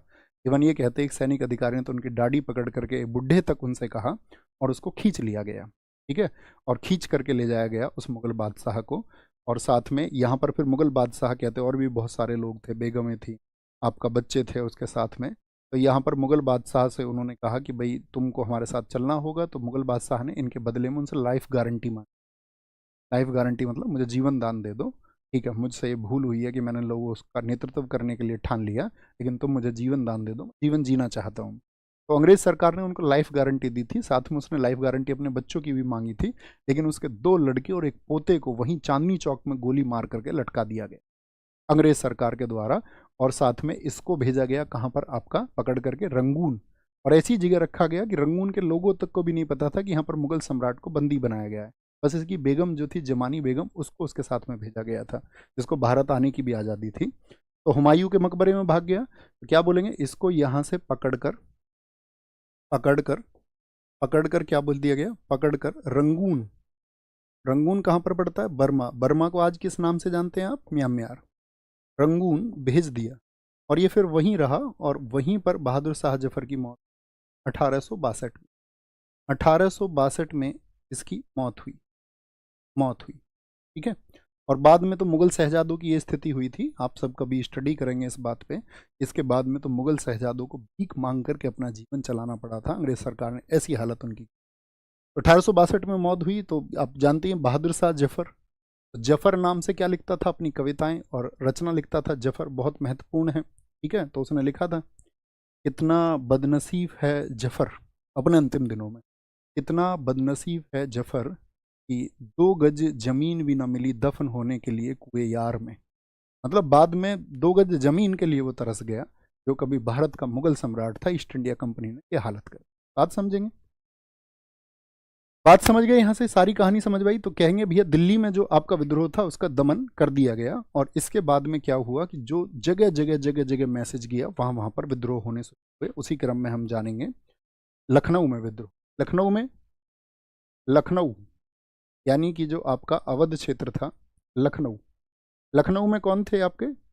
वाजिद अली शाह की डेथ हो चुकी थी और उसकी बेगम थी बेगम हजरत महल, बेगम हजरत महल।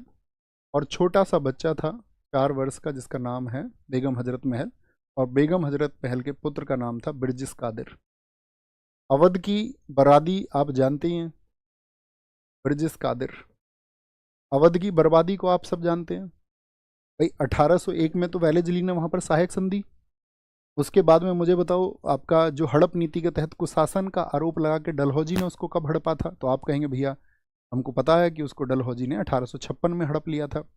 और 1856 में जब हड़प लिया उसको, तो आपका जो पगड़ी रख दी वाजिद अली शाह ने, वाजिद अली शाह की इसके बाद में डेथ हो जाती है तो बेगम आ जाती है। तो जब उनको पता चला क्रांति हो रही है और इस क्रांति के द्वारा हम अपना राज्य वापस पा सकते हैं, तो बहुत सारे स्थानीय राजा जिनसे अंग्रेजों ने उनके क्षेत्रों को छीन लिया था उठ खड़े हुए, जिनमें से एक नाम बेगम हजरत महल। ये डेट कब की थी?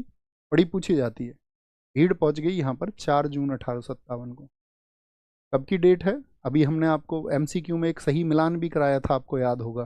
कानपुर में 5 जून, इलाहाबाद में 6 जून। यूपीसीएस में पूछा गया ये डेट, बड़ा अच्छा। 4 जून 1857 को, ठीक है। और बेगम हजरत महल इसका जो उपनाम था, इसको महक परी भी महक परी भी कहते थे। फिर यहाँ पर विद्रोह किया लोगों ने, बहुत सारी जनता यहाँ पर पहुंच गई, लाखों लोग। अब दिक्कत ये थी कि बहुत सारे लाखों लोगों के पास में किसी के पास लाठी था, किसी के पास डंडा था, और उधर ब्रिटिश सरकार के पास में जो थी वो आपका बंदूकें थी। और जब बंदूकों से फायर होते थे तो बहुत भगदड़ मचती थी, और उस भगदड़ में भी बहुत सारे लोग मारे जाते। तो ये एक कारण रहा कि हमारे पास, क्योंकि इसको संगठित तो किया नहीं गया था, कोई मैसेज तो दिया नहीं गया था। तो यहाँ पे याद रख लेना, क्या बोलेंगे, यहाँ पर जो आपका दमन के लिए अधिकारी था उसका नाम है कैंपबेल। क्या बोलोगे? Campbell, Campbell. दमन जो किया वो कैंपबेल ने किया, और गोरखा रेजिमेंट की मदद से किया, क्योंकि भीड़ बहुत ज़्यादा थी। अब मैंने कहा था अंग्रेज सरकार भविष्य में गोरखा रेजिमेंट का फायदा उठा पाई, गोरखा रेजिमेंट की हेल्प से। आपको याद है मैंने कहा था कि उन्हें नेपाल में आपका युद्ध करने का कोई फायदा नहीं हुआ, सिवाय इसके कि भविष्य में उनको गोरखा सैनिक मिल गए जो बहादुर थे। तो यहाँ पर क्योंकि पहले गया था सेंट लॉरेंस, तो लॉरेंस गया अवध में, तो लॉरेंस तो रेजिडेंट भी था अवध में, उसको अच्छी पकड़ थी। लेकिन भीड़ ने जब लॉरेंस को ही मार दिया, तो लॉरेंस के बाद में फिर जिम्मेदारी आई कैंपबेल के, तो वो गोरखा सैनिकों को लेकर गया था। ओके, इसके बाद में फिर आपका क्या बोलेंगे, इसके बाद में एक आपका झांसी का जिक्र आएगा। झांसी, झांसी, झांसी में कौन थी बताएं? झांसी में थी रानी लक्ष्मीबाई। हम सब ने पढ़ा है रानी लक्ष्मीबाई बचपन से, वीरांगना रानी लक्ष्मी। बुंदोलो हर बोलो के मुंह हमने सुनी कहानी थी, खूब लड़ी मर्दानी वह तो झांसी वाली रानी। ये पंक्तियां किसकी हैं? ये पंक्तियां हैं सुभद्रा कुमारी चौहान की। अब हम उन दोनों पक्षों पर बात करेंगे कि जो सिंधिया फैमिली पर आपका दाग लगाए जाते हैं, उन सब के क्या कारण थे, क्या कहानी है, सच्चाई क्या है। तो जो रानी लक्ष्मीबाई थी, इनके पति का क्या नाम था बताएंगे? इनके पति थे आपका, जिनकी डेथ हो गई थी, और अपनी डेथ से पहले वो क्या कह रहे थे ब्रिटिश सरकार से कि हमारे एक दत्तक पुत्र को स्वीकार कर लो, गंगाधर राव। क्या अंग्रेजी सरकार ने उसको आपका स्वीकार कर लिया था? बताएं हाँ या ना। आप कहेंगे भैया पत्र पहुंचने से पहले ही उनकी डेथ हो गई और अंग्रेजी सरकार ने अस्वीकार कर दिया था। दामोदर राव ये आपका दत्तक पुत्र थे, उनके दत्तक, ठीक है। याद रख लेना, इनका जो जन्म हुआ, आपका जन्म स्थान कभी भी पूछे, जन्म हुआ वाराणसी में। 2 डेट कही जाती हैं, 1828 और 1835 वाराणसी में। और जो इनकी मृत्यु हुई वो मृत्यु इनकी हुई ग्वालियर में। कहाँ पर हुई? ग्वालियर में, बहुत पूछी जाती है। और ग्वालियर में ही क्या है, इनका समाधि है। ग्वालियर में रानी लक्ष्मीबाई जी की समाधि, सिमेट्री कहाँ पर है? वो आपका ग्वालियर में है। ये बात हमको पता होनी चाहिए, ठीक है। अच्छा, हम आपको पीछे लेके चलेंगे डलहौजी के टाइम पे थोड़ा सा। तो मैंने कहा था डलहौजी की तो डॉक्ट्रिन लैप्स पॉलिसी थी, तो उसके तहत झांसी को किस वर्ष में उसने अपने कंट्रोल में कर लिया था? 1853 लास्ट में मैसेज दिया और 1854 बाद में उन्होंने क्या किया, झांसी को अधीन कर लिया था। यहाँ से आप कहानी समझे सारी। 1854 1854 में क्या कर लिया था उन्होंने, झांसी का विलय कर लिया। झांसी का विलय, बहुत जगह जो वर्ष है 1853 मिलता है, लेकिन एनसीईआरटी के अकॉर्डिंग और एक बार एसएससी जीडी में पूछ लिया, 1853 और 54 दोनों वर्ष दे दिए और 1854 को सही माना गया एनसीईआरटी के आधार पर। ठीक है, ये जो बात है आपका। इसके बाद में झांसी का जब इन्होंने विलय किया तो आपका रानी लक्ष्मीबाई कहाँ गई, तो रानी लक्ष्मीबाई क्योंकि उनके पति खत्म हो चुके थे, ठीक है, अब इनके पास में जो विश्वसनीय थी तो महिलाएं थी इनकी आपका, तो रानी लक्ष्मीबाई को इन लोगों ने रहने दिया था रानी महल में। वहाँ पर झांसी में ही रानी महल में ही रहती थी। और रानी महल में क्योंकि स्थितियां उस समय की ऐसी नहीं थी कि ये विद्रोह कर पाती, और सीधे विद्रोह का अर्थ सिर्फ और सिर्फ अंग्रेजी राज के सामने एक हार थी, तो उन्होंने कूटनीति का सहारा लिया कि धीरे धीरे हम एक विंग बनाते हैं, एक महिला विंग बनाते हैं। तो ये क्योंकि बचपन से इनकी बहुत सारी सहेलियां थी, जब बचपन में इनका नाम छबीली बाई, मणिकर्णिका, मनु, इन नामों से आप इन्हें जानते हैं, तो इनकी बहुत सारी सहेलियां थी, तो उनके साथ में मिलकर के इन्होंने एक महिला ब्रिगेड बनाई। धीरे धीरे लोगों को इन्होंने इकट्ठा करना शुरू किया, और जब इनको पता चलता है 1857 की क्रांति शुरू हो चुकी है, तो इन्होंने क्या किया, अपने साथ में जो तात्या टोपे हैं उनको मिला करके इन्होंने ग्वालियर पर अटैक कर दिया। कहाँ अटैक कर दिया, ग्वालियर पे। तो इन्होंने किया आपका 1857 में, जून 1857 में, कहाँ पर आपका ग्वालियर पर का इन्होंने ग्वालियर को जीता, ग्वालियर पर कब्जा कर लिया, ग्वालियर पर। अब ये जो ग्वालियर है ये अधीन हुआ करता था आपका सिंधिया फैमिली के। ग्वालियर किसके अधीन था, आपको याद होगा मैंने बताया था दौलत राव सिंधिया की डेथ हुई थी 1827 में, और उनकी जो वाइफ थी बैजाबाई, उन्होंने गोद लिया था जनकोजी को। जनकोजी की डेथ 1843, जनकोजी के बाद में जयाजी राव सिंधिया, जयाजी राव सिंधिया, तो अंग्रेजी सरकार ने उनके गोदनामे को स्वीकार किया था, हाँ या ना। आप कहेंगे हाँ जी भैया, आपने बताया था कि सिंधियाज के जो है अंग्रेजों के साथ में बहुत अच्छे संबंध थे, और ये वही सिंधिया हैं जिन्होंने इस समय पर एक तो रानी लक्ष्मीबाई से इस बात की चिढ़ कि उनका जो ग्वालियर क्षेत्र था वो उनके अधीन गया, और रानी लक्ष्मीबाई क्योंकि वो तो साथी आपका एक अगर बात करें तो आपका वो लड़ रही थी किसके लिए, वो लड़ रही थी एक आपका हम कहें तो राष्ट्रीय भावना के साथ में, क्योंकि विद्रोह चल रहा है, ईस्ट इंडिया कंपनी को खदेड़ना है। लेकिन जयाजी राव जो सिंधिया फैमिली थी वो बचाना चाहती थी सिर्फ और सिर्फ अपने अधिकारों को, अपने हितों के लिए, तो वो ईस्ट इंडिया कंपनी के साथ में थे, क्योंकि वो जो प्रोमिस थे वो थे ईस्ट इंडिया कंपनी के। तो उन्होंने रानी लक्ष्मीबाई का साथ नहीं दिया, और यहीं पर कैनिंग का कथन है कि अगर सिंधिया शामिल हो जाते तो अंग्रेजों को भागना पड़ता। सिंधिया थे आपका, होलकर थे, निजाम थे, और राजस्थान के आपका जोधपुर, सॉरी जोधपुर नहीं था, जयपुर था, बीकानेर था। तो यहाँ की रियासतें ये ऐसी रियासतें थी जिन्होंने अपने हितों की रक्षा के लिए ब्रिटिश ईस्ट इंडिया कंपनी का साथ दिया या तटस्थ रहे। बहुत सारे लोग भारत के राजाओं का या इस विद्रोह का साथ उन्होंने नहीं दिया, तो जयाजी राव ने किसका साथ दिया, ईस्ट इंडिया कंपनी का। बहुत सारे लोग कहते हैं कि रानी की झांसी जो है वो अपने देश के लिए नहीं लड़ी, वह तो अपनी झांसी को बचाने के लिए लड़ी। उनका स्टेटमेंट तो ये था कि मैं झांसी नहीं दूंगी। दरअसल में साथी आपको एक बात समझनी होगी, 1854 में जब विलय हो गया तो उन्होंने डलहौजी के साथ में एक शांतिपूर्ण नीति अपनाई। उन्होंने डलहौजी को पत्र लिखे कि भाई ये जो विलय की नीति है ये सही नहीं है, और झांसी को जो हड़पा गया है वापस दिया जाए, क्योंकि इस समय पर वो साइड बाय साइड आपका रणनीतिक रूप से मजबूत भी हो रही। समझ पा रहे हैं, ठीक है। तो क्या बोलेंगे, जून 1857 ग्वालियर पर उन्होंने कब्जा कर लिया, और इसके बाद में अंग्रेज सरकार ने जो दमन के लिए भेजा, यहां पर कौन आया था दमन के लिए, हीरोज, जिसने कहा भी था कि ये जितने भी विद्रोही थे उसमें सबसे बहादुर और सबसे खतरनाक रानी लक्ष्मीबाई थी। ये हीरोज का स्टेटमेंट है। तो दमन हीरोज ने किया, और इसमें याद रख लेना झांसी की रानी, इनकी जो साथी आपका डेथ हुई, वो डेथ हुई इनकी 17 जून 1858 को। 17 जून 1858 को जब अपने बेटे को पीठ पर बांध करके लड़ रही, वही इमेज सब लोग देखते होंगे। और डेथ कहाँ पर हुई, ग्वालियर में। कहाँ पर हुई, ग्वालियर। ठीक है, ये बात याद रखेंगे, यहाँ पर कोई दिक्कत कोई परेशानी तो नहीं। अभी हम आपसे क्वेश्चन पूछेंगे, अभी मैंने कुछ नाम लिए थे, जैसे एक क्वेश्चन पूछा गया था, बड़ा अच्छा क्वेश्चन था, यूपीपीसीएस प्रीलिम्स में पूछा गया पिछले वाले में। क्वेश्चन ये था आपका कि निम्नलिखित में से किसने अंग्रेजों का साथ नहीं दिया था। जैसे अभी मैंने कुछ नाम लिए थे आपसे, जैसे निज़ामों ने साथ दिया था ईस्ट इंडिया कंपनी का, यहाँ पे जो आसफ जाही थी, आसफ जाही तटस्थ रहे थे, ना तो भारतीयों का साथ दिया, तो उसको मतलब गुप्त रूप से ईस्ट इंडिया कंपनी के साथ थे। जैसे आपका सिंधिया फैमिली है, सिंधिया फैमिली ये किसके साथ थी? अंग्रेजों के साथ थी। होलकर जो थे आपका, होलकर जानते हैं ना आप, इंदौर के होलकर, हाँ जी भैया, ये इनके साथ थे। ठीक है, और ये तीन विकल्प दे करके एक विकल्प दे रखा था जाट। ये पूछा गया कि जिसने अंग्रेजों का साथ नहीं दिया तो वो कौन है? वो जाट समुदाय है, अपनी जाट कम्युनिटी है, और हमारी जाट कम्युनिटी ने इनका साथ नहीं दिया। ये सब हैं जिन्होंने ईस्ट इंडिया कंपनी का साथ दिया, ईस्ट इंडिया कंपनी का साथ दिया। और इसमें अगर हम बात करें आपका, वहाँ पर जयपुर था, बीकानेर की रियासत थी जयपुर। जयपुर बाद में जोधपुर ने भी साथ दिया था। जयपुर, जोधपुर, बीकानेर, यहाँ की जो रियासतें हैं, इन्होंने भी ईस्ट इंडिया कंपनी का सहयोग दिया था, क्योंकि ये लोग ये मानते थे कि अगर 1857 की क्रांति सफल हो गई तो इनका जो सामंती ढांचा है वो बिखर जाएगा और फिर इनकी जगह उसमें नहीं रह जाएगी। बात समझ गए? हम सब करके बताएं, इतनी कहानी क्लियर है ये सारी कि किस तरह से विद्रोह हो रहा था जगह जगह पर, कौन नेतृत्व कर रहा था और अंग्रेज सरकार उसका दमन कर रही थी। कारण यही था क्योंकि छिटपुट विद्रोह था, जगह जगह विद्रोह थे। अंग्रेज यहाँ से अंग्रेज सैनिक दमन करके फ्री हो जाते थे तो दूसरी जगह चल देते थे। एकदम से एक नेतृत्व नहीं था इसका इकट्ठा, एक ही जगह क्रांति के लिए कोई तिथि निर्धारित नहीं की गई थी।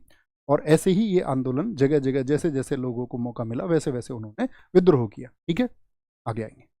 इसके बाद में कहाँ पर? कानपुर। कानपुर की डेट क्या बताई मैंने आपको? 5 जून। 4 जून के बाद में लखनऊ से भीड़ कहाँ पहुंच दी? कानपुर में। कानपुर में 5 जून 1857 को विद्रोह, 1857 को विद्रोह हुआ। और कानपुर में जो नेतृत्व कर रहे थे वो कौन थे? कानपुर में जो नेतृत्व किया, जो लीडरशिप थी, वो किसके हाथ में थी? नाना साहेब, नाना साहेब।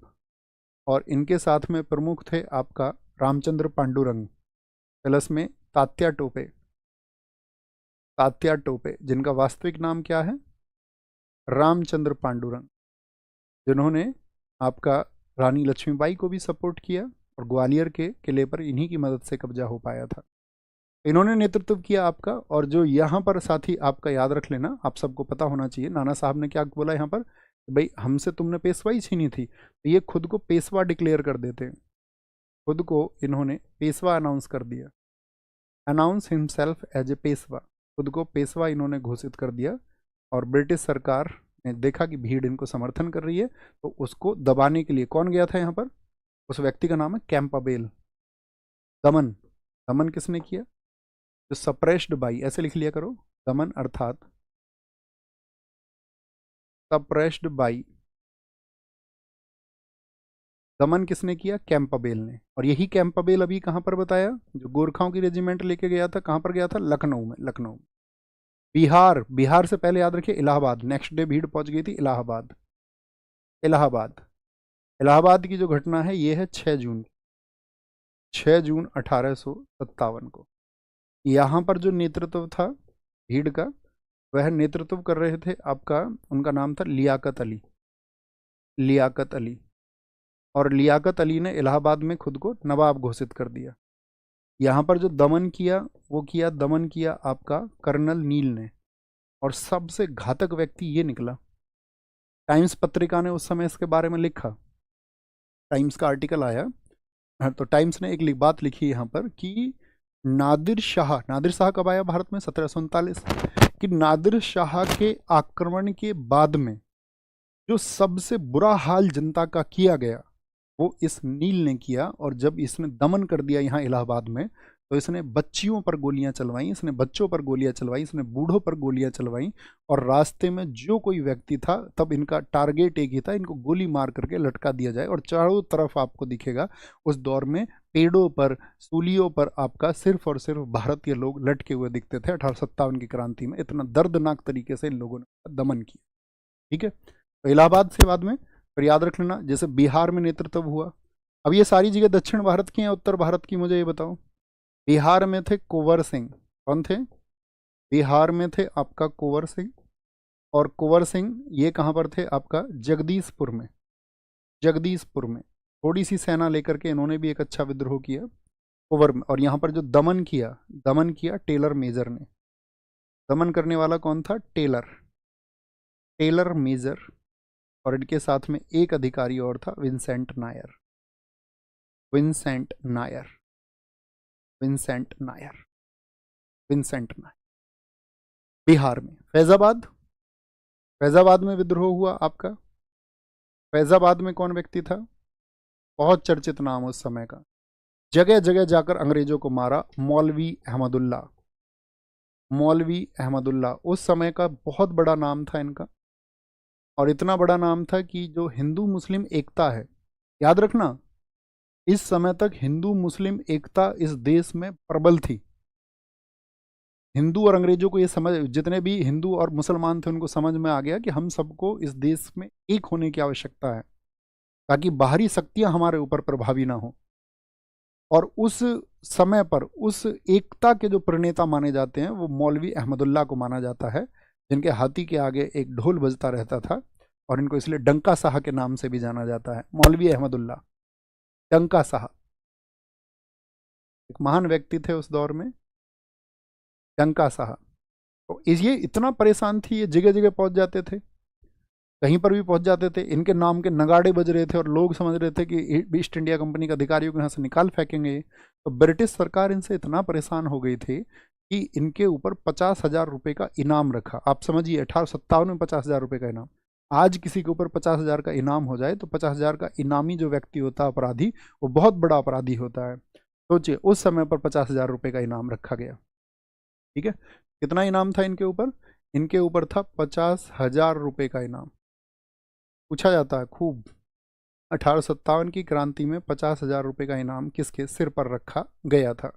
और यहाँ पर जो अधिकारी गया दमन के लिए, यहाँ पर भेजा गया है अधिकारी दमन के लिए नील को। क्या ये कर पाया था, दमन के लिए अधिकारी जब गया तो वहाँ पर पहुँचा आपका फैजाबाद में, वहाँ से निकल गए, दूसरी जगह जाके लोगों को सपोर्ट किया। कभी कहीं पहुँच जाते इनके लोग, कभी कहीं पहुँच जाते, तो इनको अंग्रेज सरकार मिटा नहीं पाई। ठीक है, इसीलिए तो इनाम रख रही थी। तो नील भी इस बात में सफल नहीं हुआ, लेकिन इनको धोखा दिया उस समय पर जो इनके एक साथी था राजा जगन्नाथ, जिसने इनको मीटिंग के लिए बुलाया और अपने ही दरबार में जब बुलाया गया तो इनके ऊपर तोप से हमला करवाया। इसने धोखा दिया, राजा जगन्नाथ ने, फैजाबाद में। और फिर ब्रिटिश सरकार तो बड़ी खुश हुई और इनके सिर को उन्होंने फैजाबाद के गेट पर, उस समय प्रशासनिक कार्यालय जो फैजाबाद का था वहाँ पर रखा, लोगों के अंदर खौफ पैदा करने के लिए। तो दमन के लिए किसको भेजा गया था, नील को। कभी भी पूछा जाए याद रखना बात को। ठीक है, एक याद रखना, राजा जगन्नाथ की वजह से एक असली देशभक्त का क्या हाल हुआ। फैजाबाद हो गया, इलाहाबाद तो हम आपको बता चुके, फिर कौन सी जगह बची, झांसी हो गया, कहाँ पर बताया हमने आपको, लखनऊ हो गया, झांसी में हुआ आपका बड़े स्तर पर, आपका कानपुर में, इलाहाबाद में, इलाहाबाद के बाद में बिहार में, फिर आपका फैजाबाद में। और भी मतलब बहुत सारी जगह पे स्थानीय रूप से हुआ था, उसको नोट भी कर सकते हैं आप। जैसे बरेली में, बरेली हो गया, बरेली, बरेली में थे आपका कौन, खान बहादुर खान। और खान बहादुर खान ने क्या कर दिया, खुद को नवाब घोषित कर दिया, स्वतंत्र, खान बहादुर खान, खान बहादुर खान। जैसे कि आपका ये मध्य प्रदेश के सागर में भी हुआ। सागर में जो नेता थे उनका नाम है शेख रमजान, शेख रमजान, इन्होंने भी भीड़ का नेतृत्व किया। तो आप देख रहे हैं कहीं पर हिंदू और मुस्लिम साथी बने हैं यहाँ पर। मथुरा में, मथुरा में जो आपका आंदोलन का नेतृत्व किया वो देवी सिंह ने किया, देवी सिंह ने।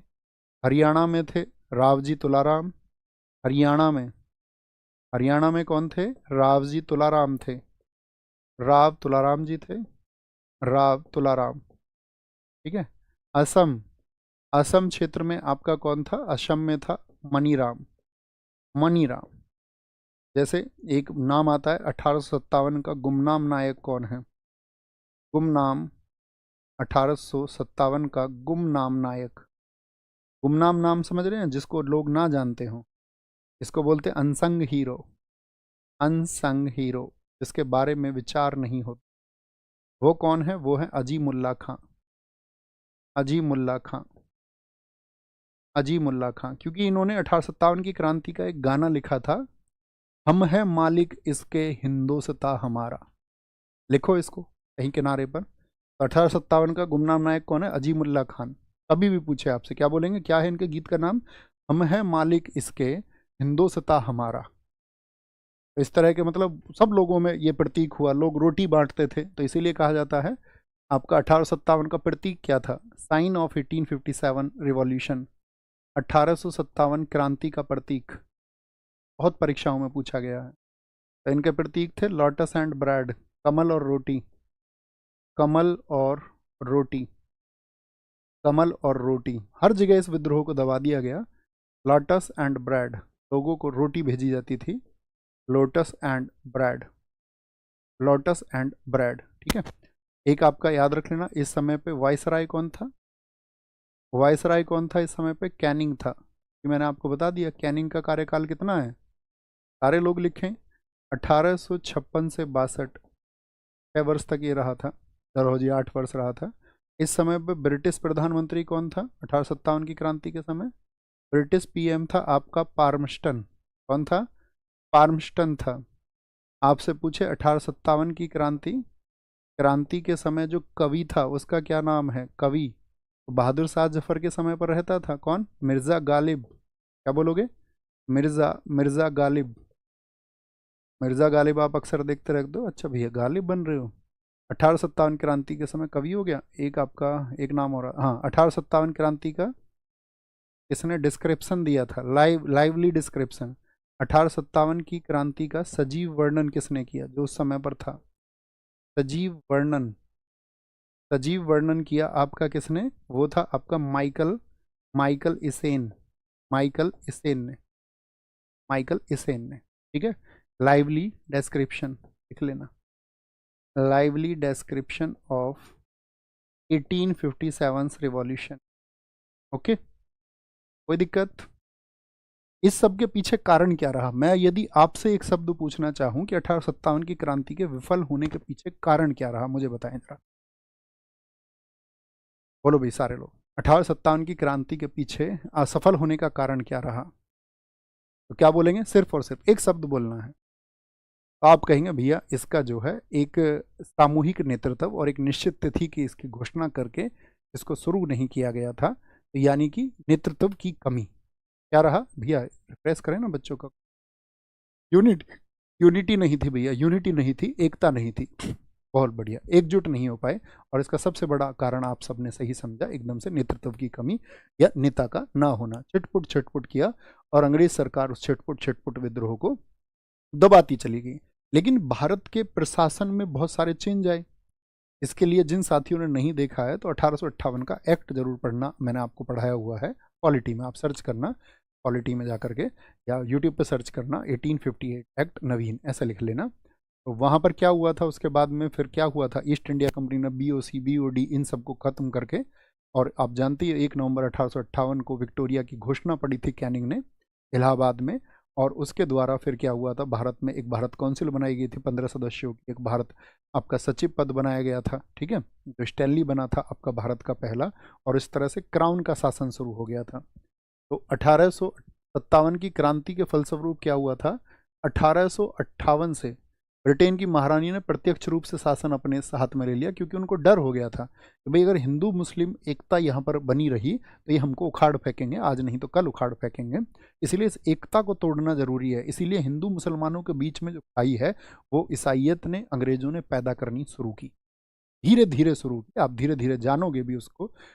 इन्होंने जोर दिया कि इन भारतीयों को किस तरह से अब राजनीति में बांटा जाएगा, किस तरह से जातिगत रूप से उनका विखंडन होगा। फिर जातिगत रूप से उन्होंने रेजिमेंट भी बनानी शुरू की, राजपूत रेजिमेंट, सिख रेजिमेंट, इस तरह से उन्होंने रेजिमेंट बनानी शुरू कर दी और बांटने की प्रक्रिया को शुरू किया। ओके, क्या बोलेंगे जी? समझ में आई इतनी बात? एक बार आंसर कर दें मुझे। निम्नलिखित में से कौन एक 1857 के विद्रोह का आरंभ सही सुमेलित नहीं है? लखनऊ में भैया याद रखना 4 जून, कानपुर 5 जून, इलाहाबाद 6 जून। झांसी में गए थे जून में, झांसी में जून में। मेरठ में 10 मई, बैरकपुर में मंगल पांडे 29 मार्च। एकदम से सही है, अभी पिछले वर्ष पूछा गया यूपीएससी प्रीलिम्स में, इसलिए आपको बहुत ध्यान से पढ़ने की। 1857 के विद्रोह के दौरान निम्नलिखित में से किस जाट नेता ने उत्तर प्रदेश के परगना बरूत, बरूत किसको बोल रहे हैं? यूपी के बड़ौत को, बागपत बड़ौत को बोल रहे हैं, यागपत बड़ौत को। बड़ौत वालों जो भी हो सुनना ध्यान से, अमीनगर सराय वालों, ठीक है। वहाँ पर वो भी है ना आपका, क्या बोलते हैं उसको, जहाँ पर जल अभिषेक होता है, एक जगह है वहाँ पर अमीनगर सराय के पास में, पुरा नाम से, पुरा महादेव है शायद, पुरा महादेव। तो काश्तकारों को अंग्रेजों के खिलाफ विद्रोह करने के लिए संगठित किया गया, क्या बोलेंगे? तो क्या बोलेंगे? विद्रोह करने के लिए संगठित किया गया। कौन थे वो? आपका बाबा शाहमल थे, बाबा शाहमल थे। 1857 के विद्रोह का मुख्य केंद्र कौन सा नहीं था? रोहतक नहीं था भैया, बरेली में हुआ, आपका कानपुर में हुआ, लखनऊ में हुआ, जेल में ही पूछा। निम्नलिखित में से कौन सा कथन सही है? 1857 का विद्रोह उत्तरी भारत में मुख्य रूप से फैल गया था। हाँ जी। सैनिकों के विद्रोह के बाद नागरिक आबादी के लोकप्रिय विद्रोह हुए। लोगों ने भी विद्रोह किया या सिर्फ आपका सैनिकों ने? आप कहेंगे दोनों ने किया था भैया, जनता शामिल हो गई, इसीलिए क्रांति कहा गया। एक और दो दोनों हो जाए। 1857 का भारतीय विद्रोह प्रभावी रूप से किस शहर में समाप्त हुआ? हाँ, ये मैंने नहीं बताया, इसको नोट्स में लिखो आप अपने पे। कभी भी पूछा जाए कि विद्रोह की समाप्ति जो हुई, लिखना इसको, विद्रोह की समाप्ति यहाँ पर लिख लेना, ये हम भूल गए लिखना। इस विद्रोह को दबाया कब गया था? विद्रोह की समाप्ति डेट भी पूछे तो आप लिखना 20 जून, एंड ऑफ 1857 रिवॉल्यूशन। क्या बोलोगे? 20 जून 1858 को। कहाँ पर? ग्वालियर, ग्वालियर में। ठीक है, 18 जून के बाद में रानी झांसी जब लड़ रही थी तो उसके बाद में इसको डिक्लेयर कर दिया गया था 20 जून, 20 ऑफ जून 1858। ये कहाँ पर समाप्त हुआ था? ये आपका ग्वालियर में समाप्त हुआ था, ग्वालियर में। 1857 के विद्रोह के संबंध में निम्नलिखित में से कौन सा कथन सही है? इसकी विफलता का एक कारण भारतीयों के बीच फूट था। हाँ, ये तो कारण है ही, सिंधिया चिढ़ते थे आपका। ठीक है, रानी लक्ष्मीबाई जी का जो उदय हो रहा था उससे। 1857 के विद्रोह ने भारत में ईस्ट इंडिया कंपनी के शासन को समाप्त कर दिया। हाँ जी, ईस्ट इंडिया कंपनी का शासन खत्म हो गया। Board of controls, board of directors, इन सबको खत्म हो गए, क्राउन का शासन आ गया। क्या हो जाएगा आपका? एक और दो दोनों ठीक। 1857 के महान विद्रोह के दौरान दिल्ली का नेतृत्व नाम मात्र को बहादुर शाह के हाथों में था, लेकिन वास्तविक नियंत्रण किसके हाथ में था? जनरल बख्त खान था। 1857 के विद्रोह की अवधि के दौरान उत्तर प्रदेश के बड़ौत में विद्रोह करने वाले शाहमल उनको साथी युद्ध में कब उनको फांसी दी गई? मैंने बोला 21 जुलाई को। कब? जुलाई में। ओके, 1857। 1857 के विद्रोह से संबंधित निम्नलिखित में से कौन सा युग्म सुमेलित नहीं है? बिहार में कुंवर सिंह थे, फिरोजाबाद रामगढ़ में रानी अवंतीबाई लोधी भी थी। हाँ, ये भी थी बिल्कुल। ये फिरोजाबाद में अहमद रसुल्ला थे? नहीं जी, ये तो आप जानती हो, फैजाबाद में थे, फिरोजाबाद में नहीं थे, फैजाबाद में। और लखनऊ में बेगर हजरत महल थी। 1857 के विद्रोह का निम्नलिखित में से कौन सा एक कारण नहीं है? उम्मीद करूंगा आपने कक्षा को बहुत ध्यान से सुना होगा, और बहुत ध्यान से सुनने के बाद में आप इस आंसर को बहुत ध्यान से देंगे, और हर एक अपने साथी छात्र से ये उम्मीद करूंगा कि आप लोग इसका आंसर जरूर दें। मैंडेटरी है आपके लिए, फिर से हम कहेंगे यही गुरु दक्षिणा है हमारा, आंसर देना। क्योंकि जब एक सही पथ पर, एक सही पाथ पर अगर हमारे छात्र चल रहे हों तो एक गुरु के लिए इससे बड़ी कोई चीज़ नहीं हो सकती। क्योंकि हम जैसे आम आदमी को या आम शिक्षक को इतना प्रेम मिल पाना, ये बहुत बड़ी बात है। जैसे कि आप सब जानते हो, प्राचीन परंपराएं हमारे यहाँ, धन बेशक बहुत सारे लोग कमा सकते हैं, और धन कमाते भी हैं, धन नेसेसिटी भी है, ज़रूरत भी है लोगों को, कमाई भी अच्छी बात है, लेकिन सही तरीके से, सही रास्ते से। लेकिन उसके अलावा कहते हैं कि सम्मान और इज्जत कमाना वो एक बहुत बड़ी बात होती है, और उससे बड़ी कोई कीमत नहीं होती। आप सबके जरिए हमको वो मिला है, तो आप अपना डेडिकेशन के साथ में एक नैतिक मार्ग को साथी चुनते हुए अपने जीवन में हमेशा आगे बढ़ते रहेंगे। आप कभी भी एक गलत राह को नहीं चुनेंगे, बेशक से वो कितनी भी लुभावनी हो, कितनी भी लुभावनी हो। ठीक है, बोलेंगे जी क्या पूछे हैं? सर मुझे बता दीजिए, परिणाम बैच और जीएस निधि 30 सेट से दिल्ली पुलिस की जीएस हो जाएगी? हाँ जी, बिल्कुल हो जाएगी। इसके अलावा और कुछ करने की बताइए, ठीक है। और जब यदि आपको समय मिले तो नायक 2.0 जो जीएस का सेट है उसको कर लेना, क्योंकि दिल्ली पुलिस में पास समय है तो ज़रूर करना उसको। ओके, थैंक यू, नमस्ते, मिलते हैं साथी कल। और मैं आपको बता देता हूँ, इस बार आपकी फ्राइडे कक्षा नहीं होगी। फ्राइडे का एक साथी शेड्यूल है ना, फ्राइडे को आप याद रख लेना। अभी हमें 2 दिन पहले आपको बता रहा हूँ, फिर डिसकंटिन्यू हो जाता है, किसी किसी का तो पता नहीं चलता है, तो अच्छा नहीं लगता। थैंक यू, नमस्ते, जय हिंद।